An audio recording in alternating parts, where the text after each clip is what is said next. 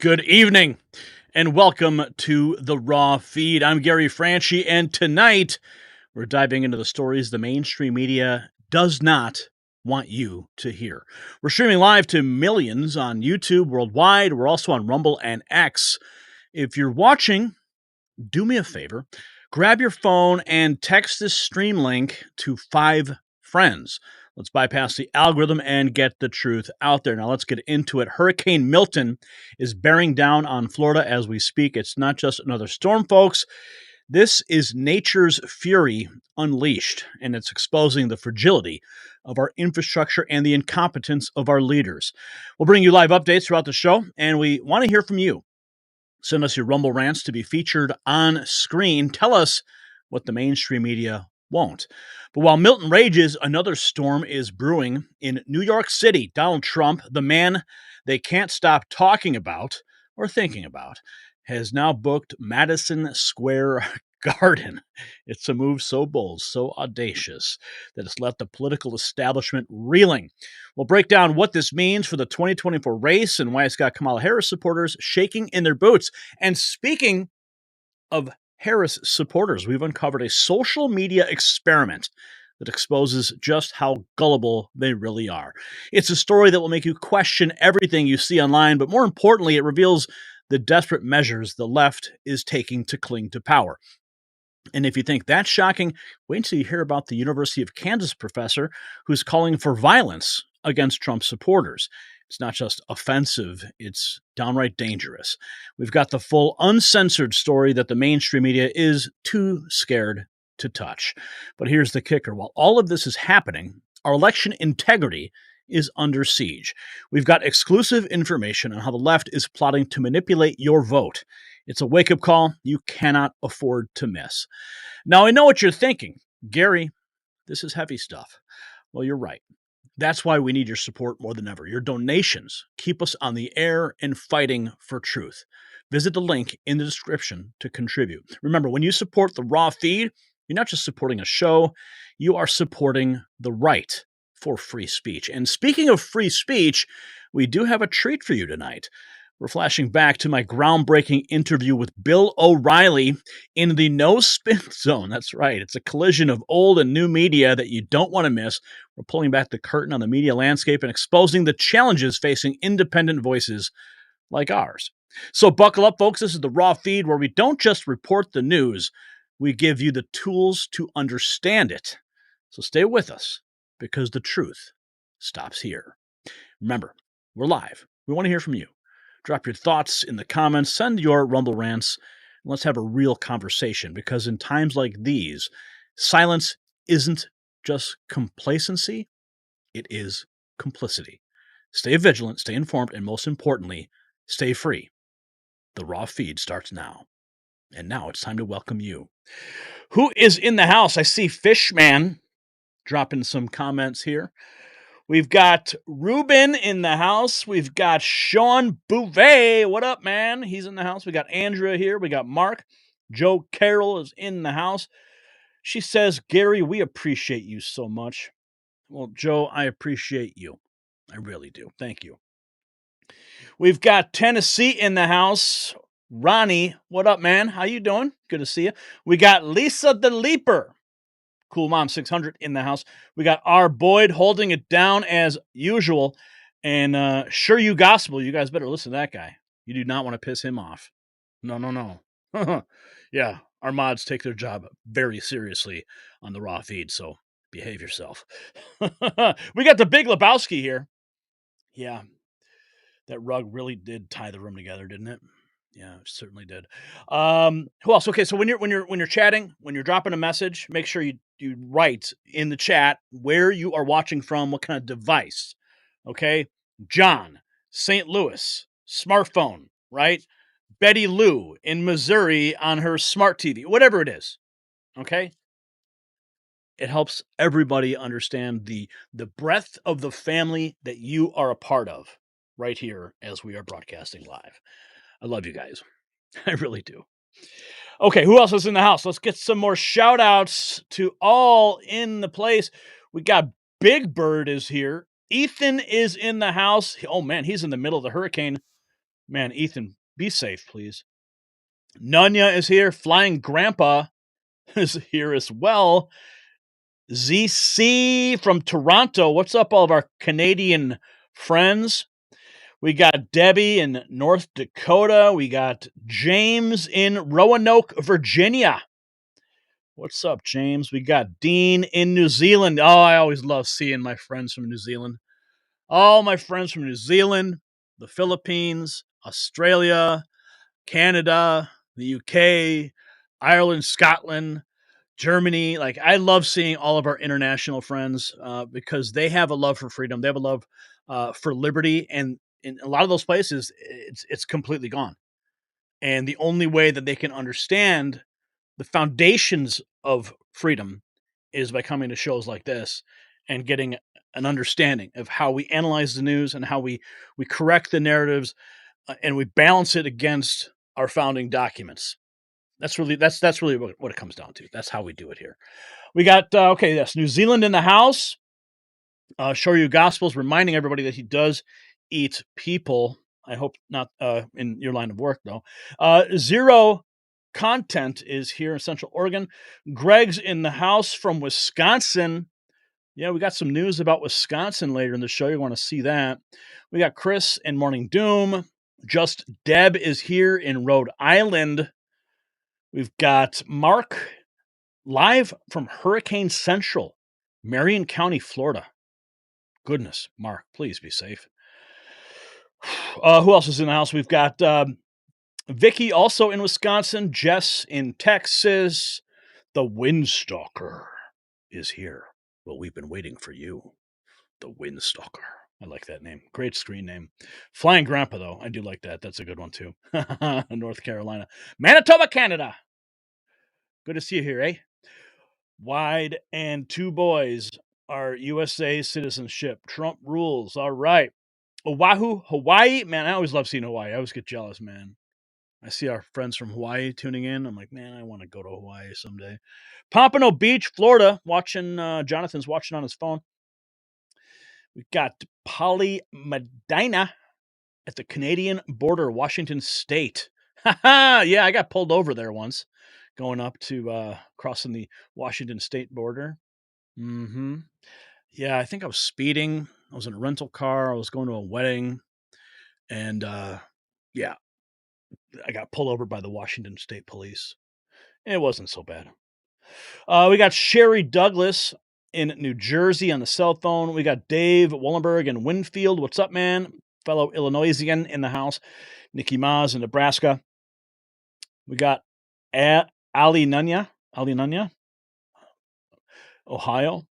Mr. RC51, one of our most loyal commenters in the history of this YouTube channel.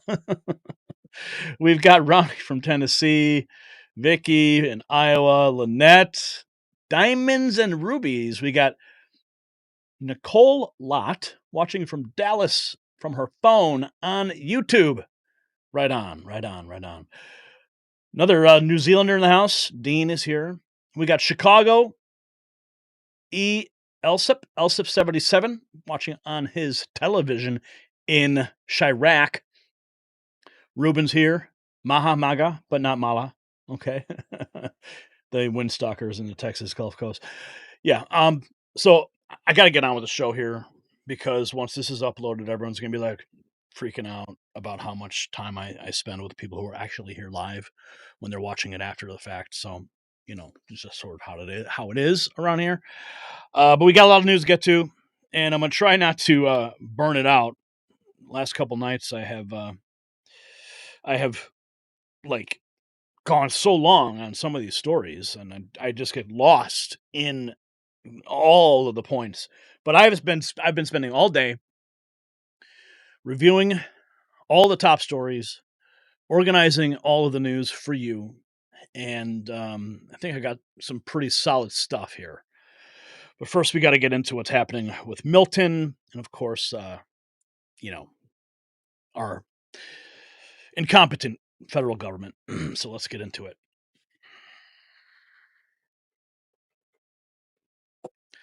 Good evening, America. While the mainstream media is busy chasing celebrities, a monster is bearing down on Florida. Hurricane Milton is not just another storm, it is a force of nature that's exposing the fragility of our infrastructure and the incompetence of our leaders.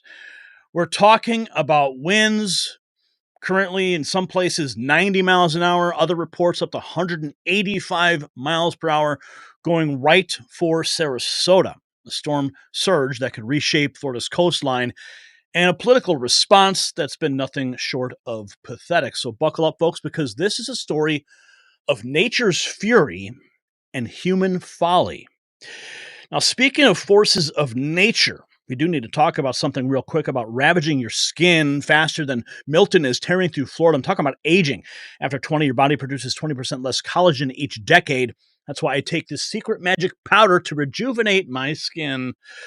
Unlike typical supplements, this product combines the top 5 critical collagen types for skin health. It's formulated to reduce visible aging signs, wrinkles, promote elasticity, and hydration. Get it today at 51% off at healthwithgary.com. Plus, you'll get free VIP coaching, an ebook, and a 60-day guarantee. Don't let time hurricane through your skin. Now, let's jump right into it.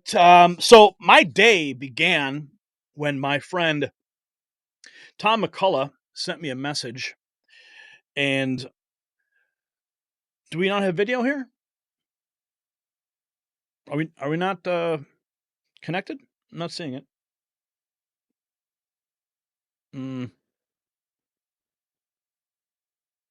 There we go. Okay, Brian. Let's should we start from the beginning? Let's start from the beginning, right? Let's roll back the tape and make sure we get it right this time, okay? Yeah, I'm not sure what happened there, but I guess we got to start from the top, folks. Yeah, you're watching it live. The sausage is currently being made as you are sitting there. Okay, a little glitch. Brian, ready? Let's roll it. Good evening, America. While the mainstream media is busy chasing celebrities and monsters bearing down on Florida, Hurricane Milton isn't just another storm. It's a force of nature that's exposing the fragility of our infrastructure and the incompetence of our leaders. We're talking about 90 mile per hour winds, reports of up to 185 mile an hour winds, bearing down right on Sarasota.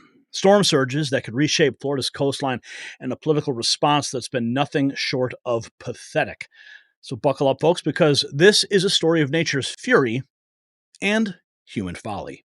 And speaking of forces of nature, let's talk about something that's ravaging your skin faster than Milton is tearing through Florida. Aging. After 20, your body produces 12% less collagen each decade. That's why I take this magic secret powder to rejuvenate my skin. Unlike typical supplements, this product combines the top 5 critical collagen types for skin health. It's formulated to reduce visible aging signs, wrinkles, and promote elasticity and hydration. Get it today at 51% off at healthwithgary.com. Plus, you get free VIP coaching, an ebook, and a 60-day guarantee. Don't let time hurricane through your skin. We thank our sponsors for keeping this show going, and of course, we thank you as well. Now, let's jump right into it here. Speaking of skin, have you seen those memes about Kamala's neck? No, she's not covering up her neck there. She's actually hiding her mouth as she is berating one of her staffers on a live broadcasted Zoom call. That's how my day began this morning when I got a text message from my buddy Tom McCullough. And he's like, dude, you got to check this out. Kamala was caught on a hot mic. And apparently they say her staffers were feeding her questions, and we got the full video, but you can see it here. She's like, "Oh," like pretending like we don't hear her. Come on, Kamala. She thinks we're all stupid. She thinks you're stupid. And speaking of thinking you're stupid, Kamala Harris invited camera crews to film her and the mayor of a city that's currently being devastated by a hurricane to record them having a phone call in the same style video that her campaign released of her call with the Obamas. Remember that call?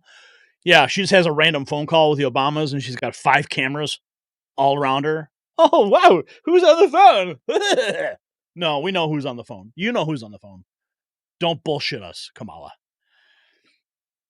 So this is what she posted This afternoon, I spoke with the Mayor Ken Welch. I let him know our administration stands with the people of St. Petersburg as they prepare for Hurricane Milton. Yeah. So I'm going to spare you the actual video because I don't really want to give her more airtime than she deserves. But she posted this on her official account, Vice President Kamala Harris. It wasn't a campaign account. But of course, she's trying to project this level of leadership from the vice president's office. When did you ever see a vice president take action like this? Ever? No. Vice presidents are basically paperweights. Sorry, Mr. Vance. I apologize. I'm not trying to demean your job, but, a lot of times they just sit in the back. You don't really see them do much, especially Kamala Harris. I mean, she's like number one with not doing much, not doing anything. But she's now finally, suddenly jumping into action, making these propaganda videos, posting them to her official account.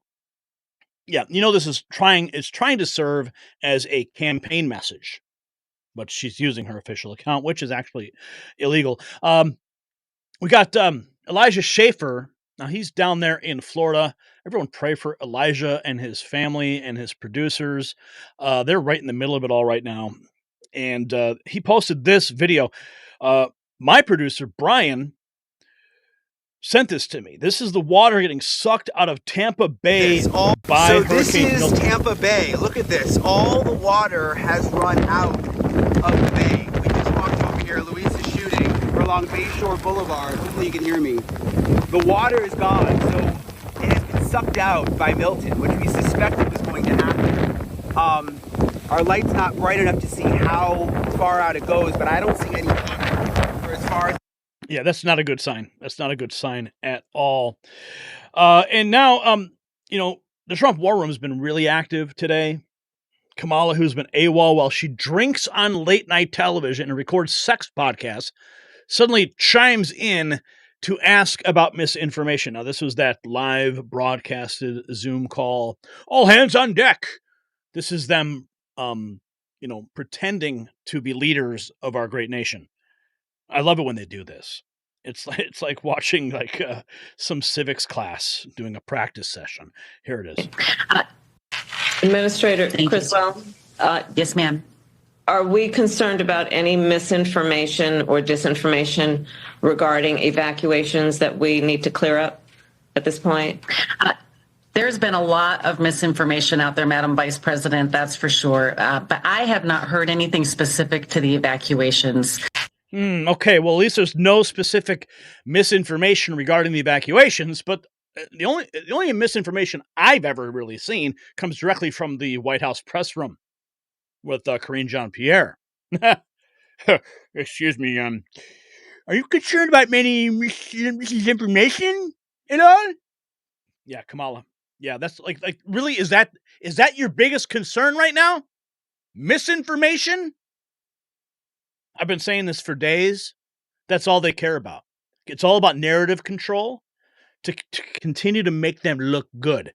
Because the minute the American people start to criticize and share their opinions and the personal videos they shoot from the ineptitude of the government and they post them on social media, then it's misinformation.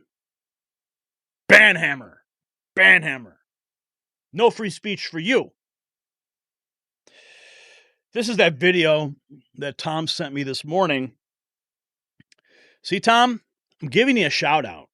I'm giving you the shout out. Okay? I love you, man. Kamala can be heard telling an aide who's feeding her questions, live broadcast, before immediately asking the question. We really got to flood. We really got to watch those areas and those communities. So it takes quite a while for that water to drain. Thank you very much. Hey, Ken, I have a question for you. You mentioned words matter, and I know there's a lot of media following this briefing. Words matter. Words matter. I love it when the left always use these terms. Words matter. Are you monitoring any misinformation?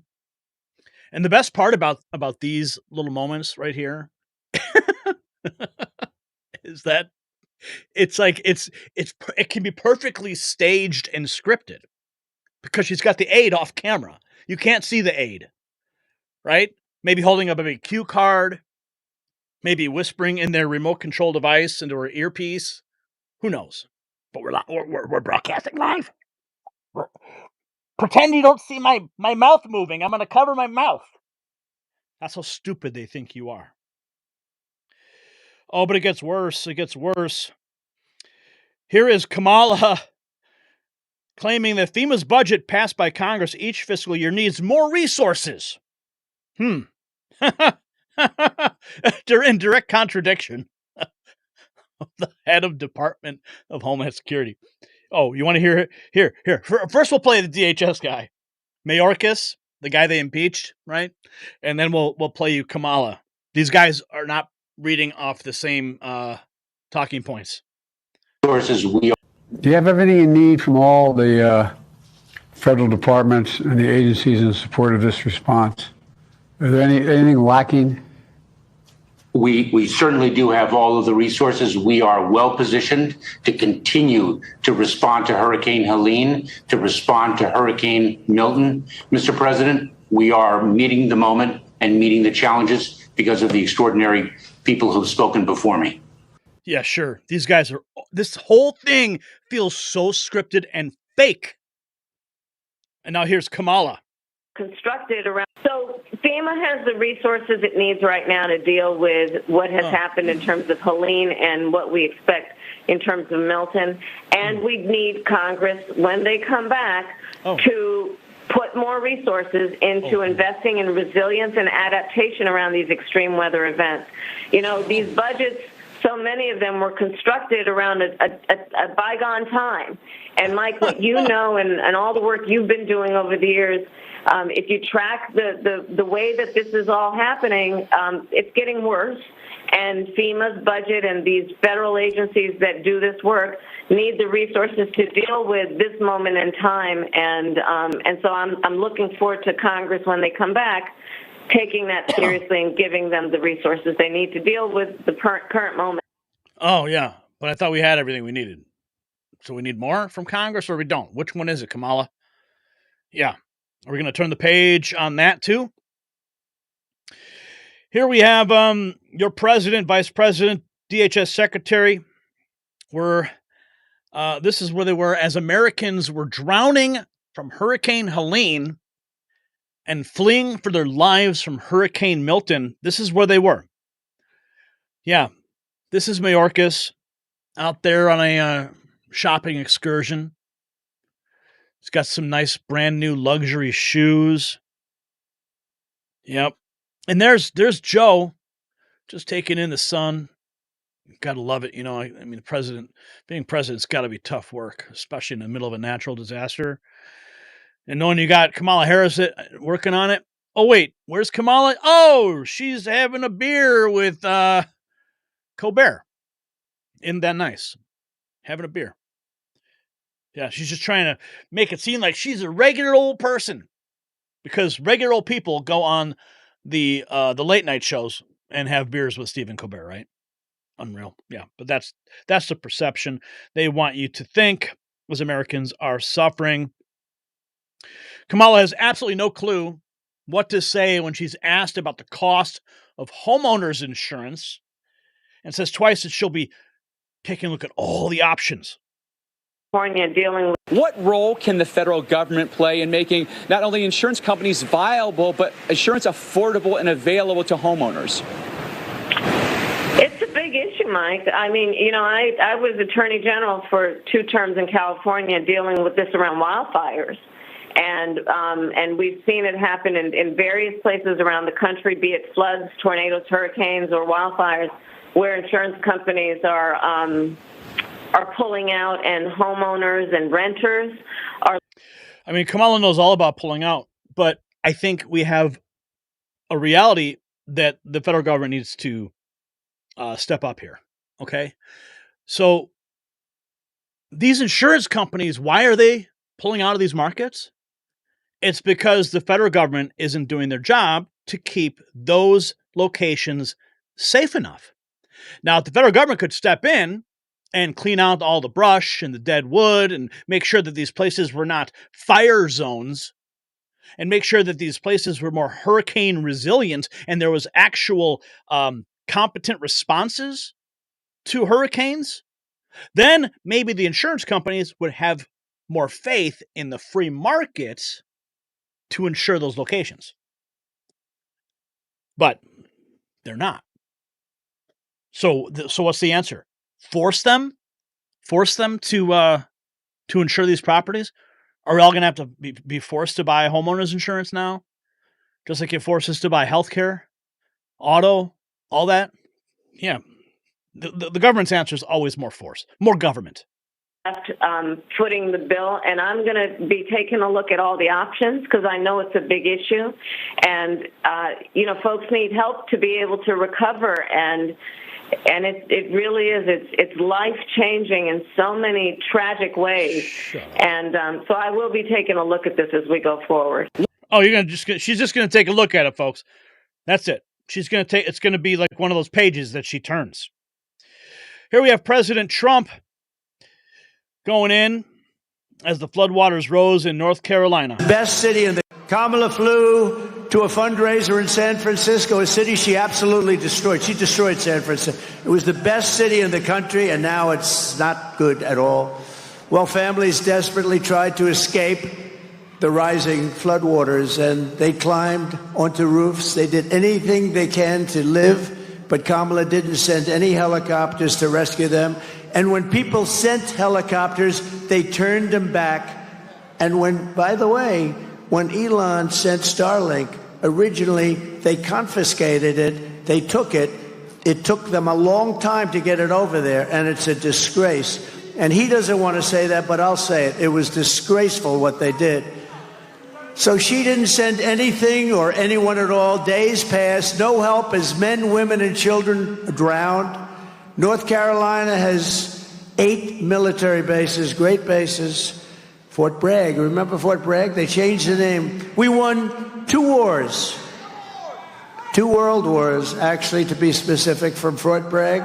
But they changed the name to, I'm not even going to say it. Let's just call it Fort Bragg. I think, what do you think? Has nothing to do with Pennsylvania. But the people of North Carolina would like to leave it as Fort Bragg. Can we do that? Yes? I think so.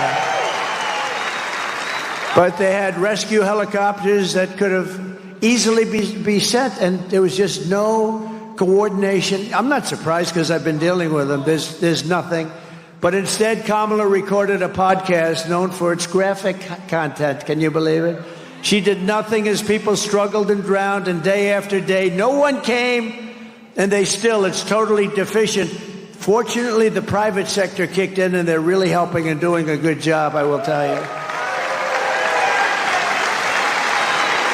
Thank you, President Trump, for pointing that out. And speaking of the private sector, I want to show you something here. This is something that my family was a part of just recently here. I know I've got the video. Where'd it go? I'll find it. Well, maybe I don't. There it is. This is Chuck Barham revealing 2 semi-trailers packed with donations for Hurricane Helene victims collected by We the People in Omaha, Rockford, and Schaumburg, Illinois. No government help. Just Americans being Americans. Hey, America. My name is Chuck Barham. I'm with freedomsquare.com, freedomchamber.net, and America's Wall of Honor.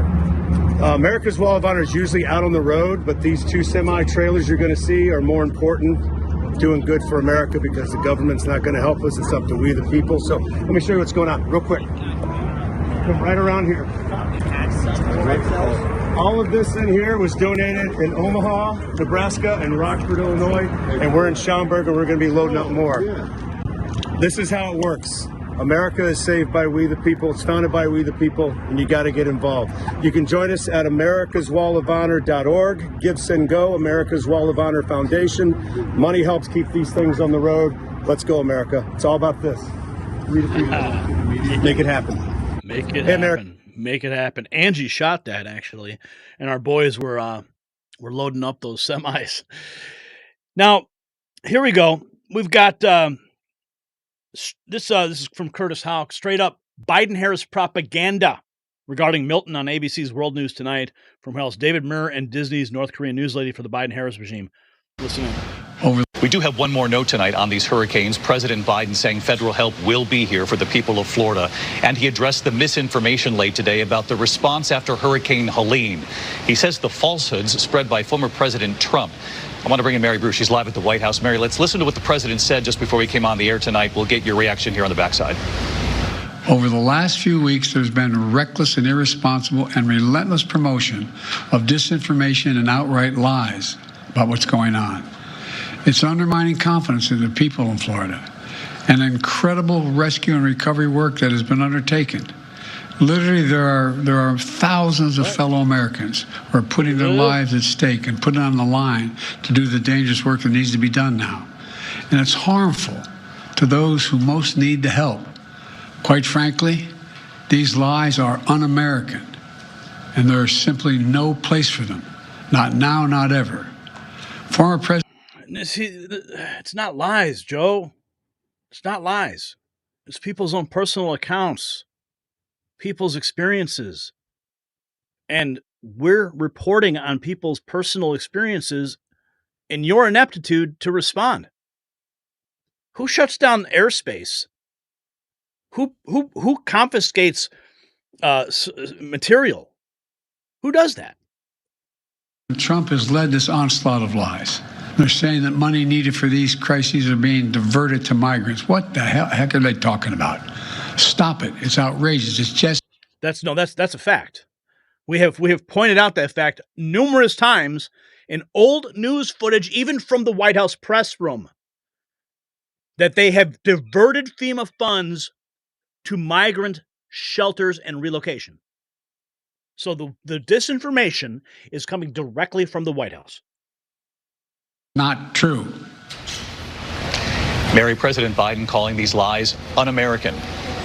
David, he says these claims are reckless, ridiculous, and that it has to stop. And tonight, he's trying to set the record straight and get the truth across. He is urging those in Milton's path to follow the advice of local officials, to listen to them and to follow all of the safety guidelines and information. And the president is making it clear they are surging resources to the area. There are thousands of federal responders, he says, on the ground, poised to help. The president speaking directly to the American people, saying we have your back and that he and the vice president will be there for as long as it takes. David.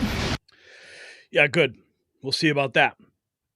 Meanwhile, Orion Financial Media, CNN, is reporting through them. Major flooding is underway in Naples. Hurricane Milton rose water levels in Naples to 3.7 feet above dry ground. Fort Myers is looking at 3 feet as well. Winds up to 90 in Sarasota, adding to the chaos. Stay safe and follow for updates. And you can see some of the imagery. Look at that. Massive, massive storm. This is kind of strange, too. This is from John Basham.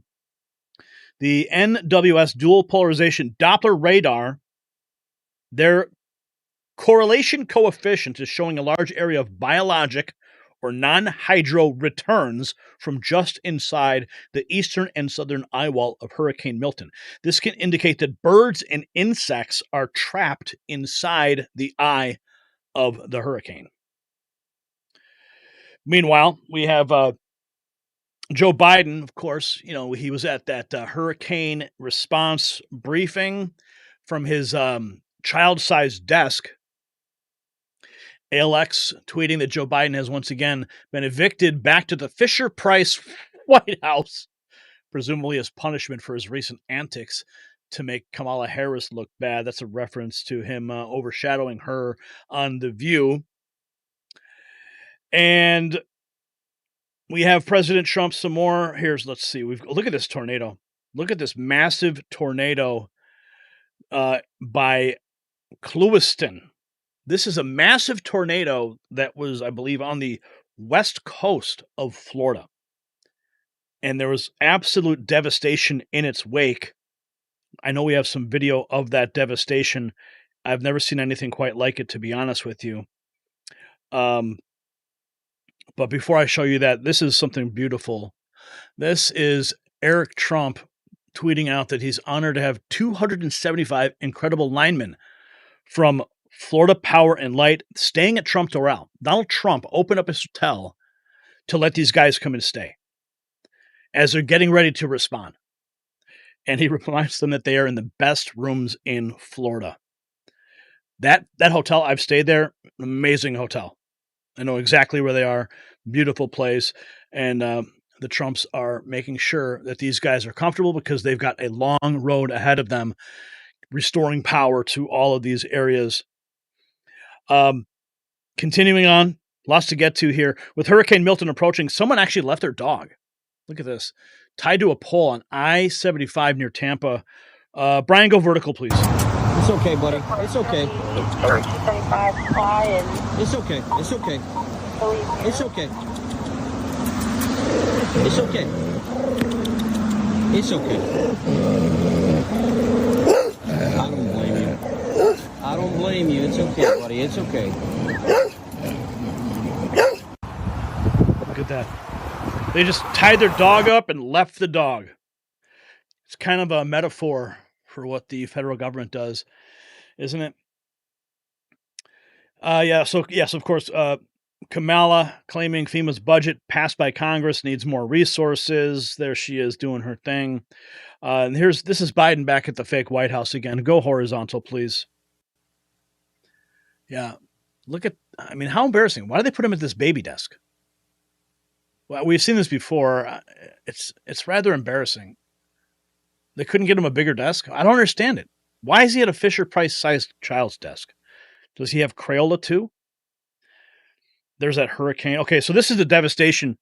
Look at this. This is St. Lucie County Sheriff's Office takes a direct hit from a large tornado just ahead of the Hurricane Milton landfall. Significant damage. Look at this footage here. Unreal. I mean, it's just twisted metal, police cars, and these are your first responders. These are the guys that have to go out and help, and they are now completely kneecapped by the storm. They're not going to get those cars out. And that looks like there's probably a good, 20 or 30 squad cars, and they're trapped, which is going to make recovery even harder. Oh, this is great too. Did you know that Kamala, she knows she's now a meteorologist? Did you know that? She was trained in that field. Not really. But listen to this clip, and I want you to tell me. You tell me, is she reading off a script? Now she's phoned this in. And I can only imagine that she's sitting there reading off a piece of paper. Because the other point, Mike, that I would make, especially came through on the briefing from the federal experts, it's really important that we think about the language that we're using to talk about what we are predicting. Because, for example, it has moved from time to time from a Category 5 to a Category 4. It's important that we not emphasize that downgrading has happened because, in fact, the difference between Category 5 and Category 4 in terms of the danger and the damage is pretty much the same. The other point, Mike, that I would make... Yeah, because Category 5 is bigger. And in terms of bigger, it's actually larger than 4. Because 4 is actually smaller than 5. And that therefore means, in the context of numbers, because numbers, they're solid things, but they can be different when they're not the same. Right? So when you think in terms of hurricanes, a 4 versus a 5 could be very different, but almost the same if they were equal. Right? That's a Kamala Harris response. Holy cow, this woman makes it too easy. Oh, and just hours before hurricane, this was bizarre. Just hours before Hurricane Milton set to strike, residents in several neighborhoods witnessed an eerie spectacle. Groups of sandhill cranes were gathering and emitting sharp and urgent calls as if signaling the need to flee. Go vertical, please, Brian.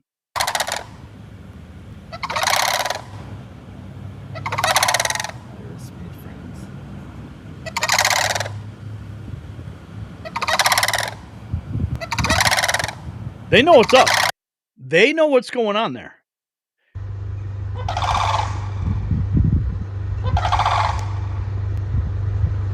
You know, it's like, you see or you hear these stories about when, like, large groups of animals are fleeing a location prior to an earthquake or a volcano or something.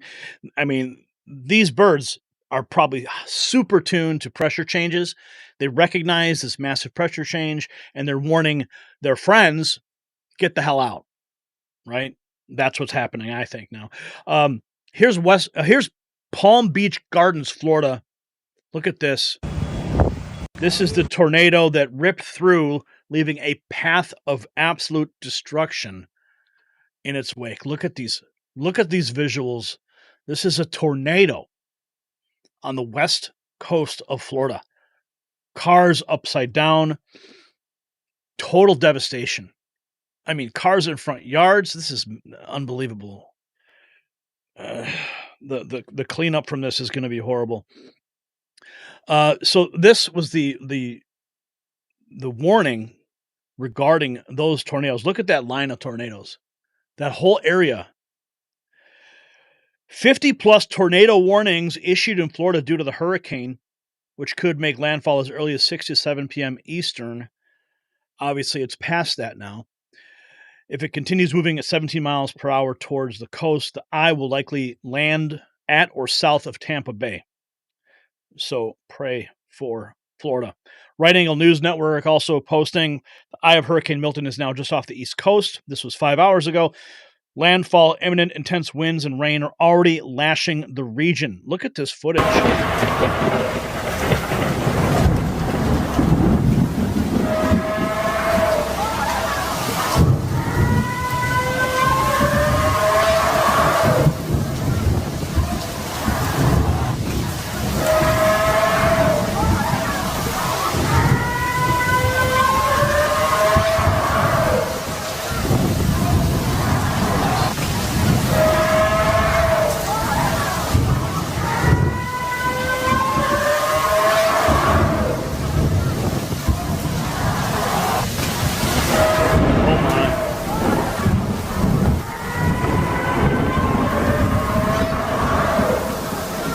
Holy cow. You're kidding me.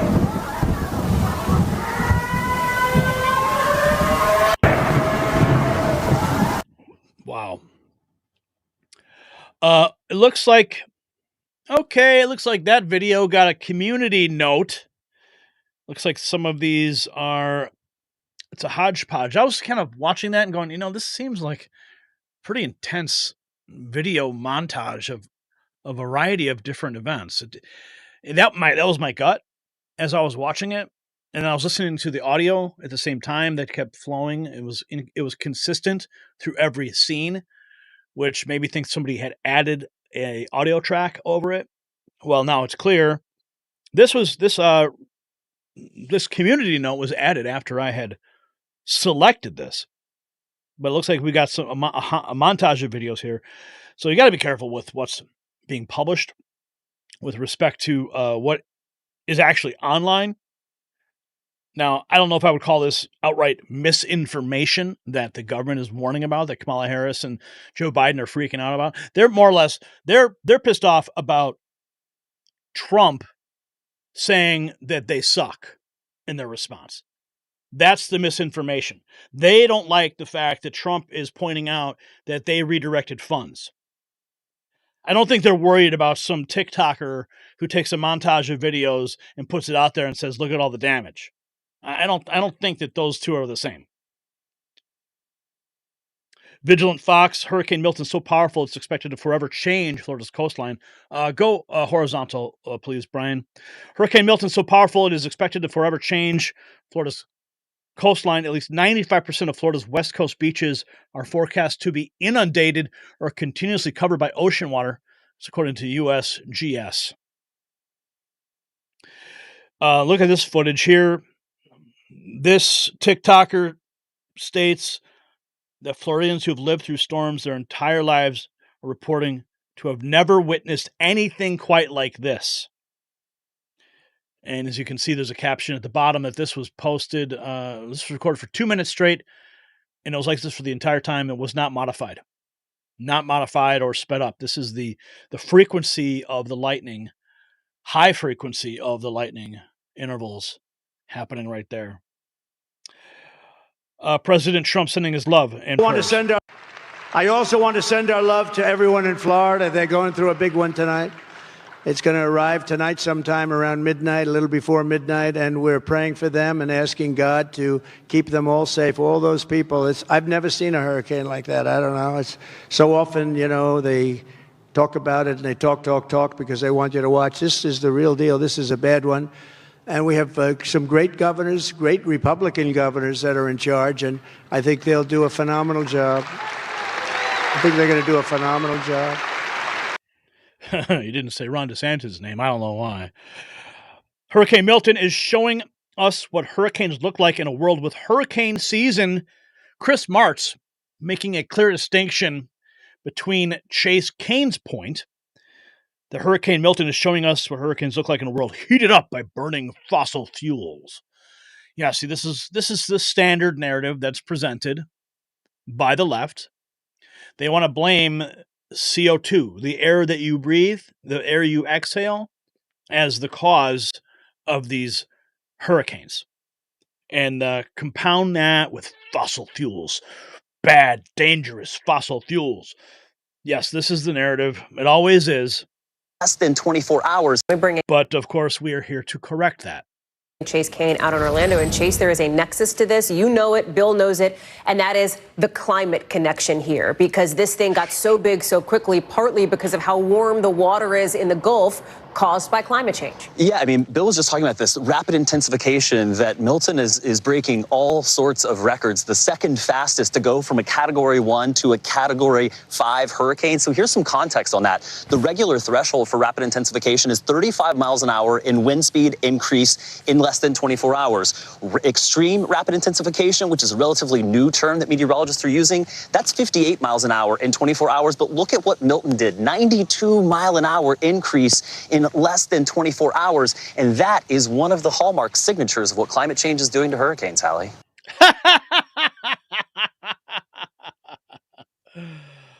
Oh, man. I wonder if his wife's boyfriend feels the same. Here we have this guy. This is where the left reveals their true colors. It's moments like this. This guy named Austin Foreman AFF. I'm not familiar with him. But this woman Lisa, posted a video of this guy from his TikTok account. And Lisa notes that she's met many people that just didn't like and presidents that didn't think had the good sense that God gave them to get out of the shower of rain, but never have I wished the person to be unalived by a bullet or a hurricane like this woman did. So this guy, Austin, is pointing out what Susan did. Brian, go vertical, please. We'll bring it up and see for yourself. Watch this. Everybody. So I just got home from work to wind down and decompress. And what do I see just come across my For You page?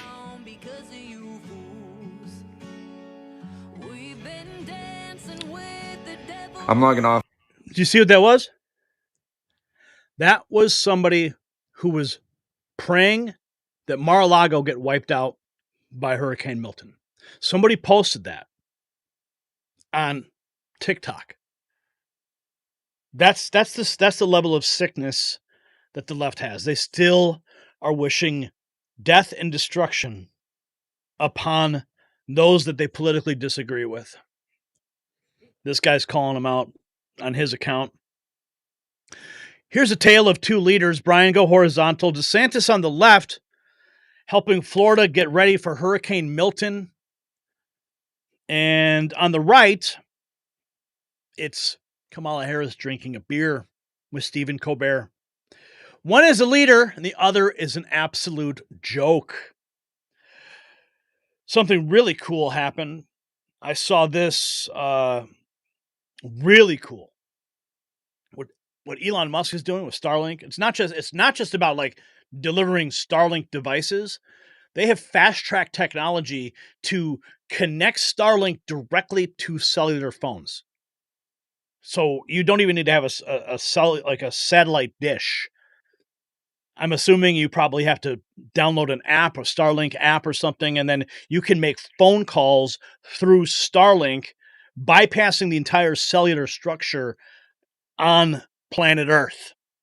Your phone call goes right to the satellite direct. I mean, this is going to make satellite phones in emergencies obsolete. You know, that's one major piece of equipment you need in times like this. But if Starlink can give you an app and you pay $5.99 a month just for access in emergencies, isn't that worth it? I don't know. I mean, I'd pay for it. I'm not saying that's what it is, but clearly Starlink has stepped up to do this. In addition to the thousands of Starlink kits we're delivering in response to Hurricane Helene, the Starlink team and T-Mobile activated our direct-to-cell satellites to provide emergency alerts for all phones and carriers of those in affected areas. All phones and carriers. So it doesn't even matter if you're AT&T or T-Mobile or whatever. Verizon, doesn't matter. Bypasses it all. That's amazing. Amazing technology. This guy, Elon Musk, is a freaking wizard. And I'm glad he's on our team. Here's a Charlotte Harbor, underwater, Milton, 2 hours offshore. That was 4 hours ago. 9 to 13-foot storm surge expected in Sarasota. Approach into the west central Florida coastline. It's less than 50 miles offshore now as the crow flies, but again, it's all about the angle of attack and how it comes in. But we will see a landfall likely in the next couple of hours or so, 2 to 3 hours. We'll see. But I'm in Charlotte Harbor right now, but literally standing in Charlotte Harbor, which has taken over the parking area here at the Sunseeker in Port Charlotte. Places like Punta Gorda, we know Port Charlotte, forecasting 8 to 10 feet of storm surge. We had over 6 with Helene. And if you remember with Ian went to our south, so the winds were offshore, so we didn't get this storm surge. So here's 2 huge storm surge events in this area in just a couple of weeks. I'm meteorologist Jim Cantori, and we continue our coverage of Milton. Again, twice Category 5 hurricane, boggling the mind with some of the things that it did in terms of deepening. But now it's about, have you prepared? Are you ready? We're seeing the power outages mount. We've had wind gusts 60, 70 miles an hour now around Bradenton, and power outages now more than 300,000. That number is only going up. We've got flood warnings, and we also have an extreme wind warning across the area where you're going to see the eye wall come in. There's plenty of stuff to talk about. We asked you to evacuate. We're here to take you through it. All right? And obviously, with the water that's coming in here, we're obviously ready to move to higher ground. Yeah, that might be a good idea, Jim. This is the post Elon Musk made. We have accelerated the rollout of Starlink direct-to-cell phone connectivity for areas affected. This is being provided free of charge by SpaceX and T-Mobile to help those in need. Accelerated the rollout. Gunther Eagleman pointing DeSantis owning Kamala Harris's continuous politicization of Hurricane Milton. Remember that post I showed you at the beginning of this segment? With Kamala, like on a plane, like doing a photo op with the mayor of St. Petersburg.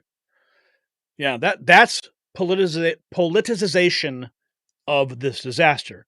And DeSantis has had enough of it. Interested. And I heard what you said about Vice President Harris and the phone call. Did she ever get through?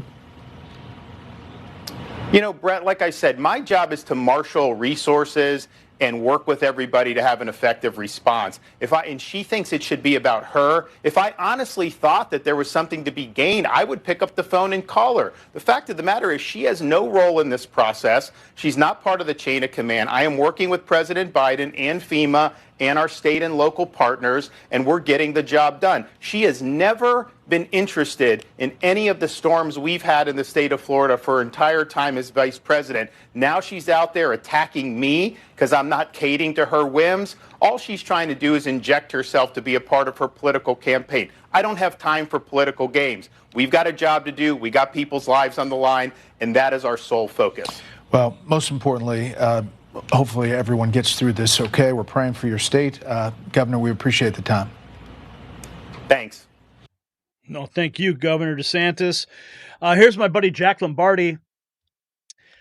He's out there in Cape Coral. Breaking a tornado from Hurricane Milton was just captured on a live feed from Matlachaca, roughly 3 miles west of his location. No audio on this clip, but you can see the tornado kind of make it out there on the right side, I believe, ripping through. Can you imagine if that was happening outside? I hope that you guys are safe. If you're in Florida, I hope you guys are safe. I hope you guys evacuated. Remember, Samaritan's Purse, my friends, is where you need to donate.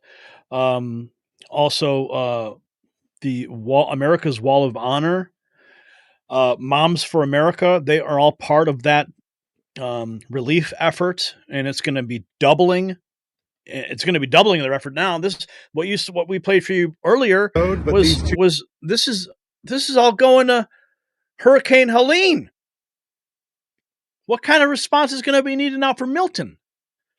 I've never seen anything like it. I think you might be able to see my kids in this clip somewhere. I don't know. But they were there loading up those trucks. God bless them. Got to show them. Got to teach these young ones. You know, we all got to stick together. We all got to help each other. And just pray for everybody, okay? Pray for everybody. Even pray for the incompetent leadership we have at the top. Pray that they get their act together. All right? And they stop playing political games. Stop staging photo ops and Zoom calls to make everybody think they're actually doing something. How about you just do something? How about y'all get out of your offices? How about that? How about you get out of your offices? Look at them all nice in their cushy offices. How about you get out of your office and go actually help people? This is all a waste of time. With all the technology we have these days, I could coordinate a better hurricane response. So, as Milton continues its rampage, one thing is clear. Our leaders are as unprepared as ever. While Kamala Harris sips beer on late-night television, Floridians are fighting for their lives. But here's the question, America. How many more disasters will it take before we demand real leadership, before we hold these people accountable? Are we content with politicians who prioritize photo ops over preparedness? Share your thoughts in the comments. It's time for a complete overhaul of our disaster response system, wouldn't you say? Comment below. Oh, boy. Okay, how long was that, Brian? Was that a long one? Sheesh! 45, 50 minutes. What the? I just saw someone had a comment about alignment here. I want to get to that. Where would it go? Where'd the comment go? Okay, well. Ronnie from Tennessee says Gary's got a big heart. Well, thanks, guys. Appreciate that. Eric Easy E. Gary, you're all right. Thanks, man. PB says FEMA needs to be dismantled. I agree. Ari's Vixen says, sounds like you got some great kids. Yeah. Yep. They're really good boys. They really are. You know, Samaritan's Purse is the best program to donate to. For sure. I would probably not be giving to the Red Cross ever again. I think too many scandals over my lifetime that I can recall. So they kind of got a stain. So I think Samaritan's Purse is where I would first give to. But of course, groups like right now, like my wife is currently making phone calls, and she is, she's calling all of her friends. She's asking everybody to donate, toothbrushes, toothpaste. I mean, she's got a whole list that she got from Moms for America, and she's organizing. And people are dropping stuff off at her house, and then they're going to go out on Sunday, and they're going to drop all this stuff back off at a semi location. And she called me up. She said, "Gary, I need to find a place to drop 2 semis." And I threw out some ideas, and I said, make some phone calls. Here's a couple people you could call that have access to large parking lots. So like, if I'm not like reading or reviewing or producing content, we're trying to figure out ways to help these people. I don't know. I mean, that's all we can do. We have to make sure our fellow Americans are taken care of. Well, I mean, I'm not waiting for the federal government to get off their ass. I'm not waiting for Kamala Harris to finish her freaking beer with Colbert. I'm not waiting for them to finish their Zoom call. Or Mayorkas to finish shopping. Or Joe Biden to finish his second scoop of ice cream at his baby desk. Oh, good God. Okay, what else we got here? Attica Forbes, she was on Stephen Colbert drinking and joking. What embarrassment. She should never be president. Oh, yeah. Sherry Douglas, she says, I'm still looking for my family in North Carolina. Heard a couple days ago, and now silence. Oh, my. Sherry, I'm sorry. I don't know what to say. Just say a prayer for your family. Samaritan's Purse is run by Franklin Graham, Billy Graham's son. They have integrity. Yes, they do. What else we got here? We got our Boyd is asking what happened. I'm not sure. Did something happen? Lots happening. Never stops. I love when people call me up. Hey, what's going on the news front? I'm like, yeah. That's what my dad calls me all the time. Hey, Gary, what's going on with the news? I'm like, well, right now, and Kamala did this, and Joe did this, and Trump's getting attacked for that, and J.D. Vance did this. It's like, Dad, I love you, but I got to get back to work. It's like, oh, man. My dad is actually in, his home is in Cape Coral, which is basically right there where it's all going down.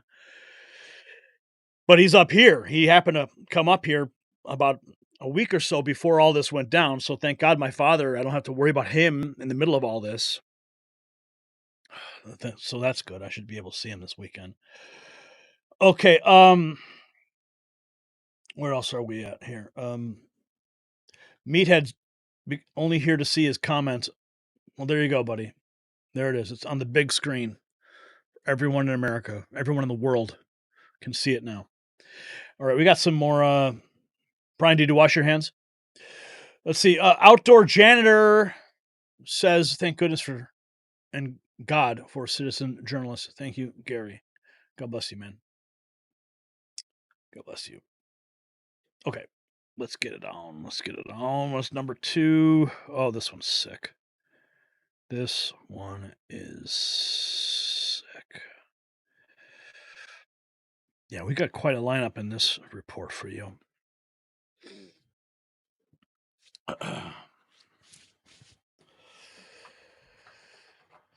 Ladies and gentlemen, our institutions of higher learning have become breeding grounds for hatred and intolerance. At the University of Kansas, a professor, someone entrusted with shaping young minds, has called for direct violence, murder against those who won't vote for Kamala Harris. Now, this is not just a difference of opinion. It is a direct threat to our republic and our way of life. While the left preaches tolerance, their actions speak volumes. And they contribute to the culture of terror in this country. Remember, we only want peace. We want everyone to get along. We want open discussion, open conversation, the free expression of ideas. But that's clearly not what the left wants.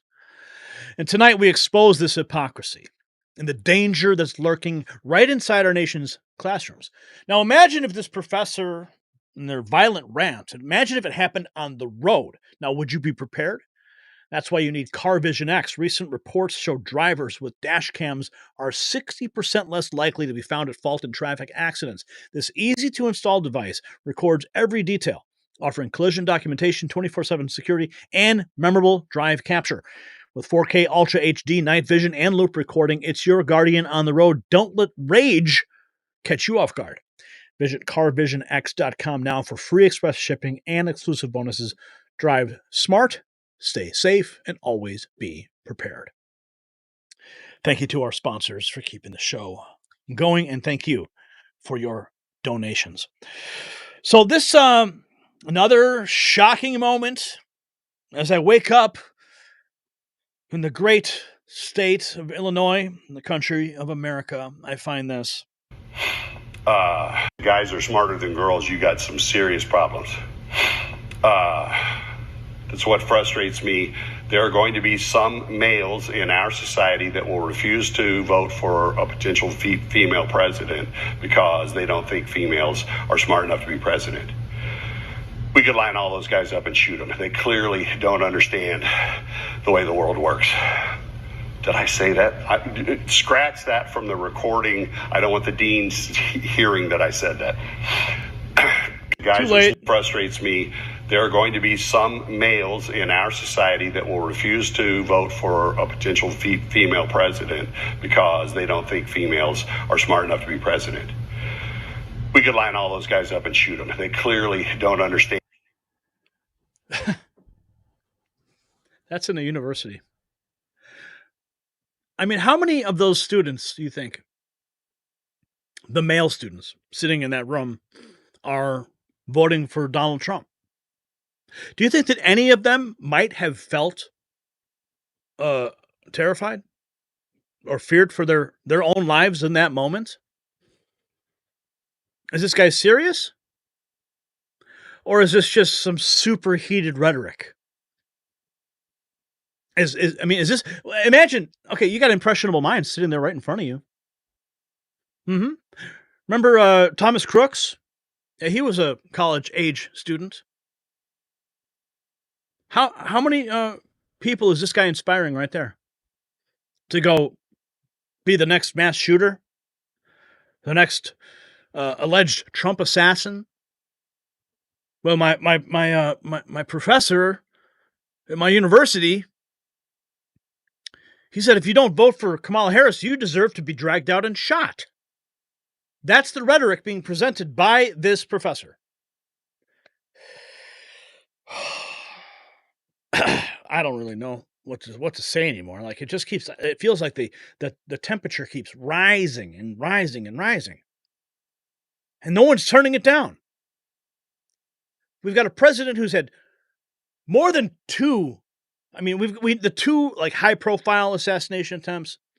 Then we had the lunatics. There was the lunatic in Arizona that said crazy things, called up Mar-a-Lago. Then there was the other guy that got arrested. So there's basically four. And then you had the talk of the missiles that were transplanted across the border that were going to target Air Force One. That's 5. And then you got Matt Gaetz explicitly discussing all the different assassination attempts or assassination squads that are in the country. 3, he said, were foreign, I believe, and 2 were domestic. And then you have rhetoric like this guy. So thankfully, we're finding that this guy has been placed on administrative leave Sources identify response from Professor Jonathan Brumberg states, source identity was not correct, but the university has identified and placed the instructor on leave. This is why source corroboration must occur every time before exposing an individual. I guess maybe someone had misidentified this guy, but the actual professor has now been placed on leave, which is good. But Trump derangement syndrome is real. Donald Trump. Donald Trump. Donald Trump. Donald Trump. Donald Trump. Donald Trump. Donald Trump. Donald Trump. Donald Trump. Donald Trump. Donald Trump. Donald Trump. Donald Trump. Trump. Trump. Who in the hell does he think he is? Who does he think he is? These people are sick.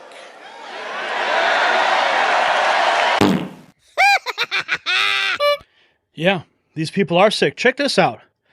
Brian, go vertical, please, on this one. This is a deranged Harris Walls masked supporter charging at a Trump supporter in Warm Springs, Georgia. This was published 5 hours ago.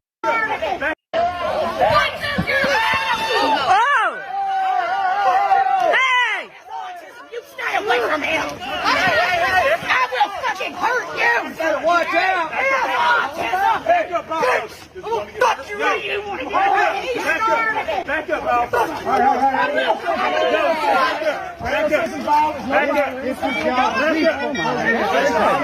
So am I, gentlemen. So am I. Are you a peaceful protest? This is peaceful.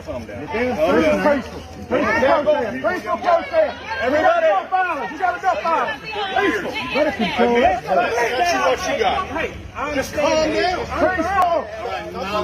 We got enough. 16-year-old autistic boy! Where you go, folks? He asked for it. Where you go?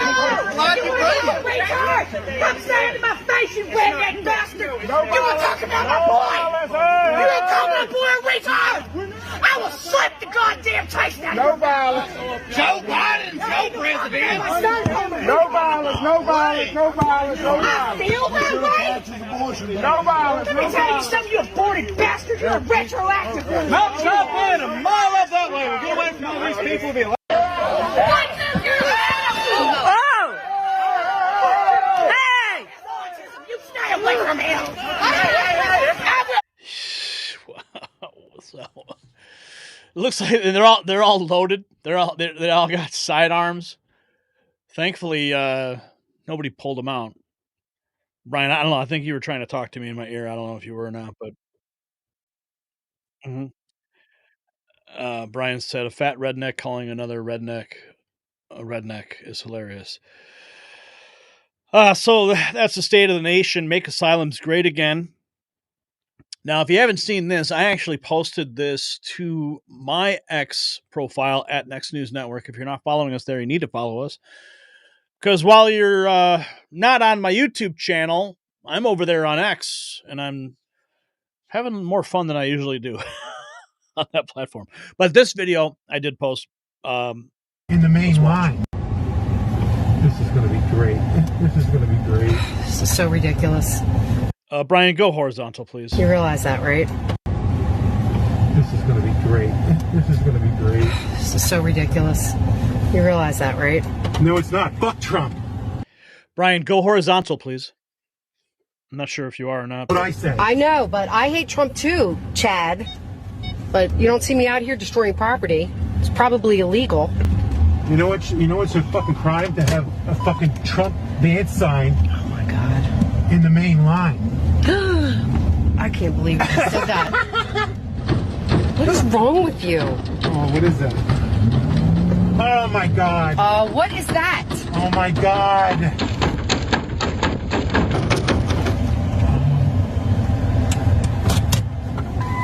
Oh, that's just great.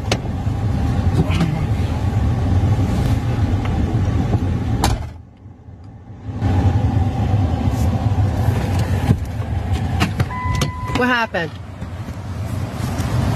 Oh my God! What? These fucking people! They're fucking assholes! I have to get to work. Don't tell me you got a flat. Look what they did! Oh boy. Fucking assholes! Well,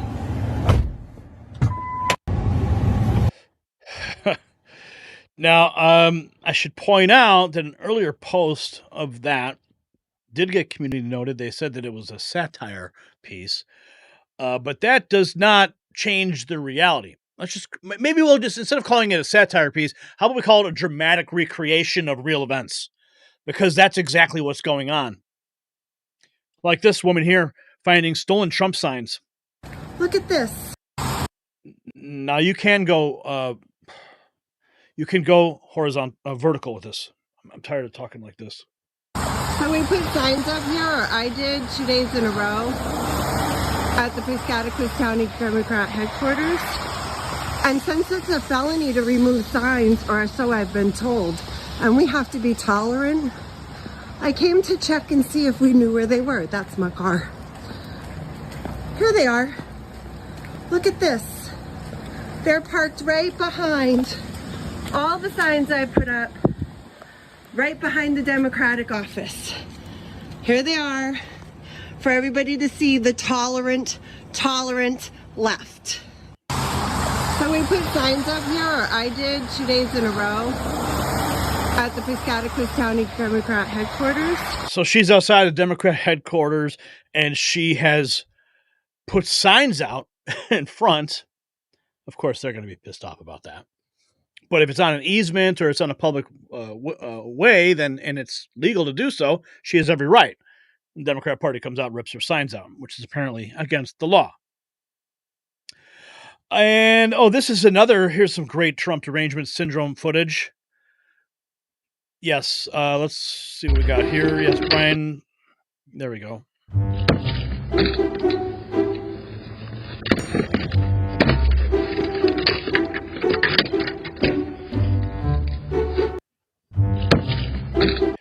So this happens all over the country. But what is Trump derangement syndrome? Well, Donald Trump, he actually has studied it.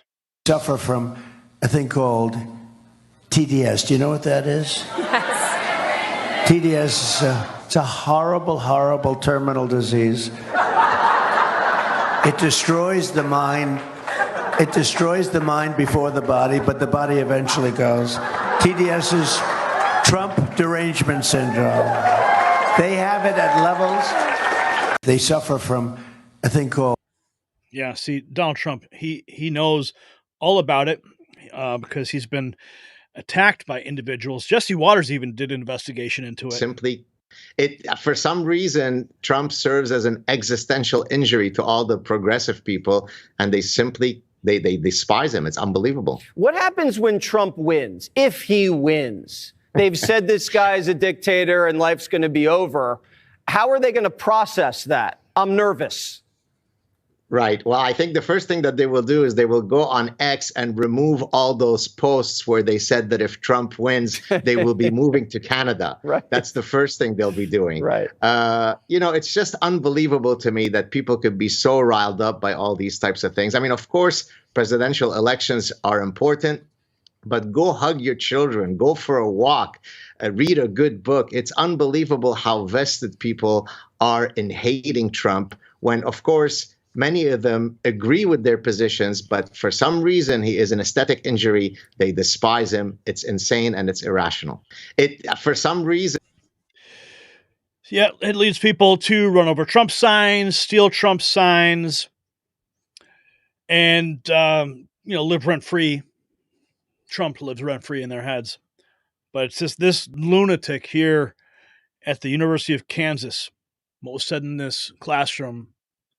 I think this guy is going to forever regret this. It has gone completely viral. There's no escape now.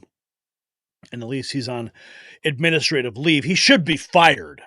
But I think here's what my prediction is and what they're going to do to this guy. They are going to let him go.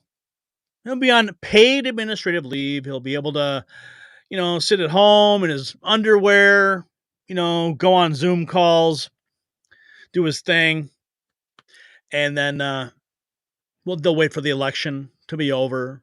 This guy will fade into obscurity. Everyone will forget about this viral moment. The news cycle will pass, and he'll be back to work. Well, I think we should all keep close tabs on a guy like this. Very close tabs. because he's the one teaching your kids at the university. Unreal. So the University of Kansas has placed this professor on administrative leave, but is that enough? We're talking about somebody who openly called for violence against political opponents. In a sane world, this would be grounds for immediate termination, possibly criminal charges. But here's the question for you, my friends. Is this an isolated incident or a symptom of a deeper rot in our education system? Are our universities teaching critical thinking or just criticism of one side? Sound off in the comments. All right, let's see what you guys are saying in the chat room. They can run, but they can't hide from God, says Flo. Vet the teachers for mental stability, says Catherine. Philip says leftists are miserable because they are trying to fill a hole in their heart with the wrong things. That's true. It's amazing what God will do when you let him into your life.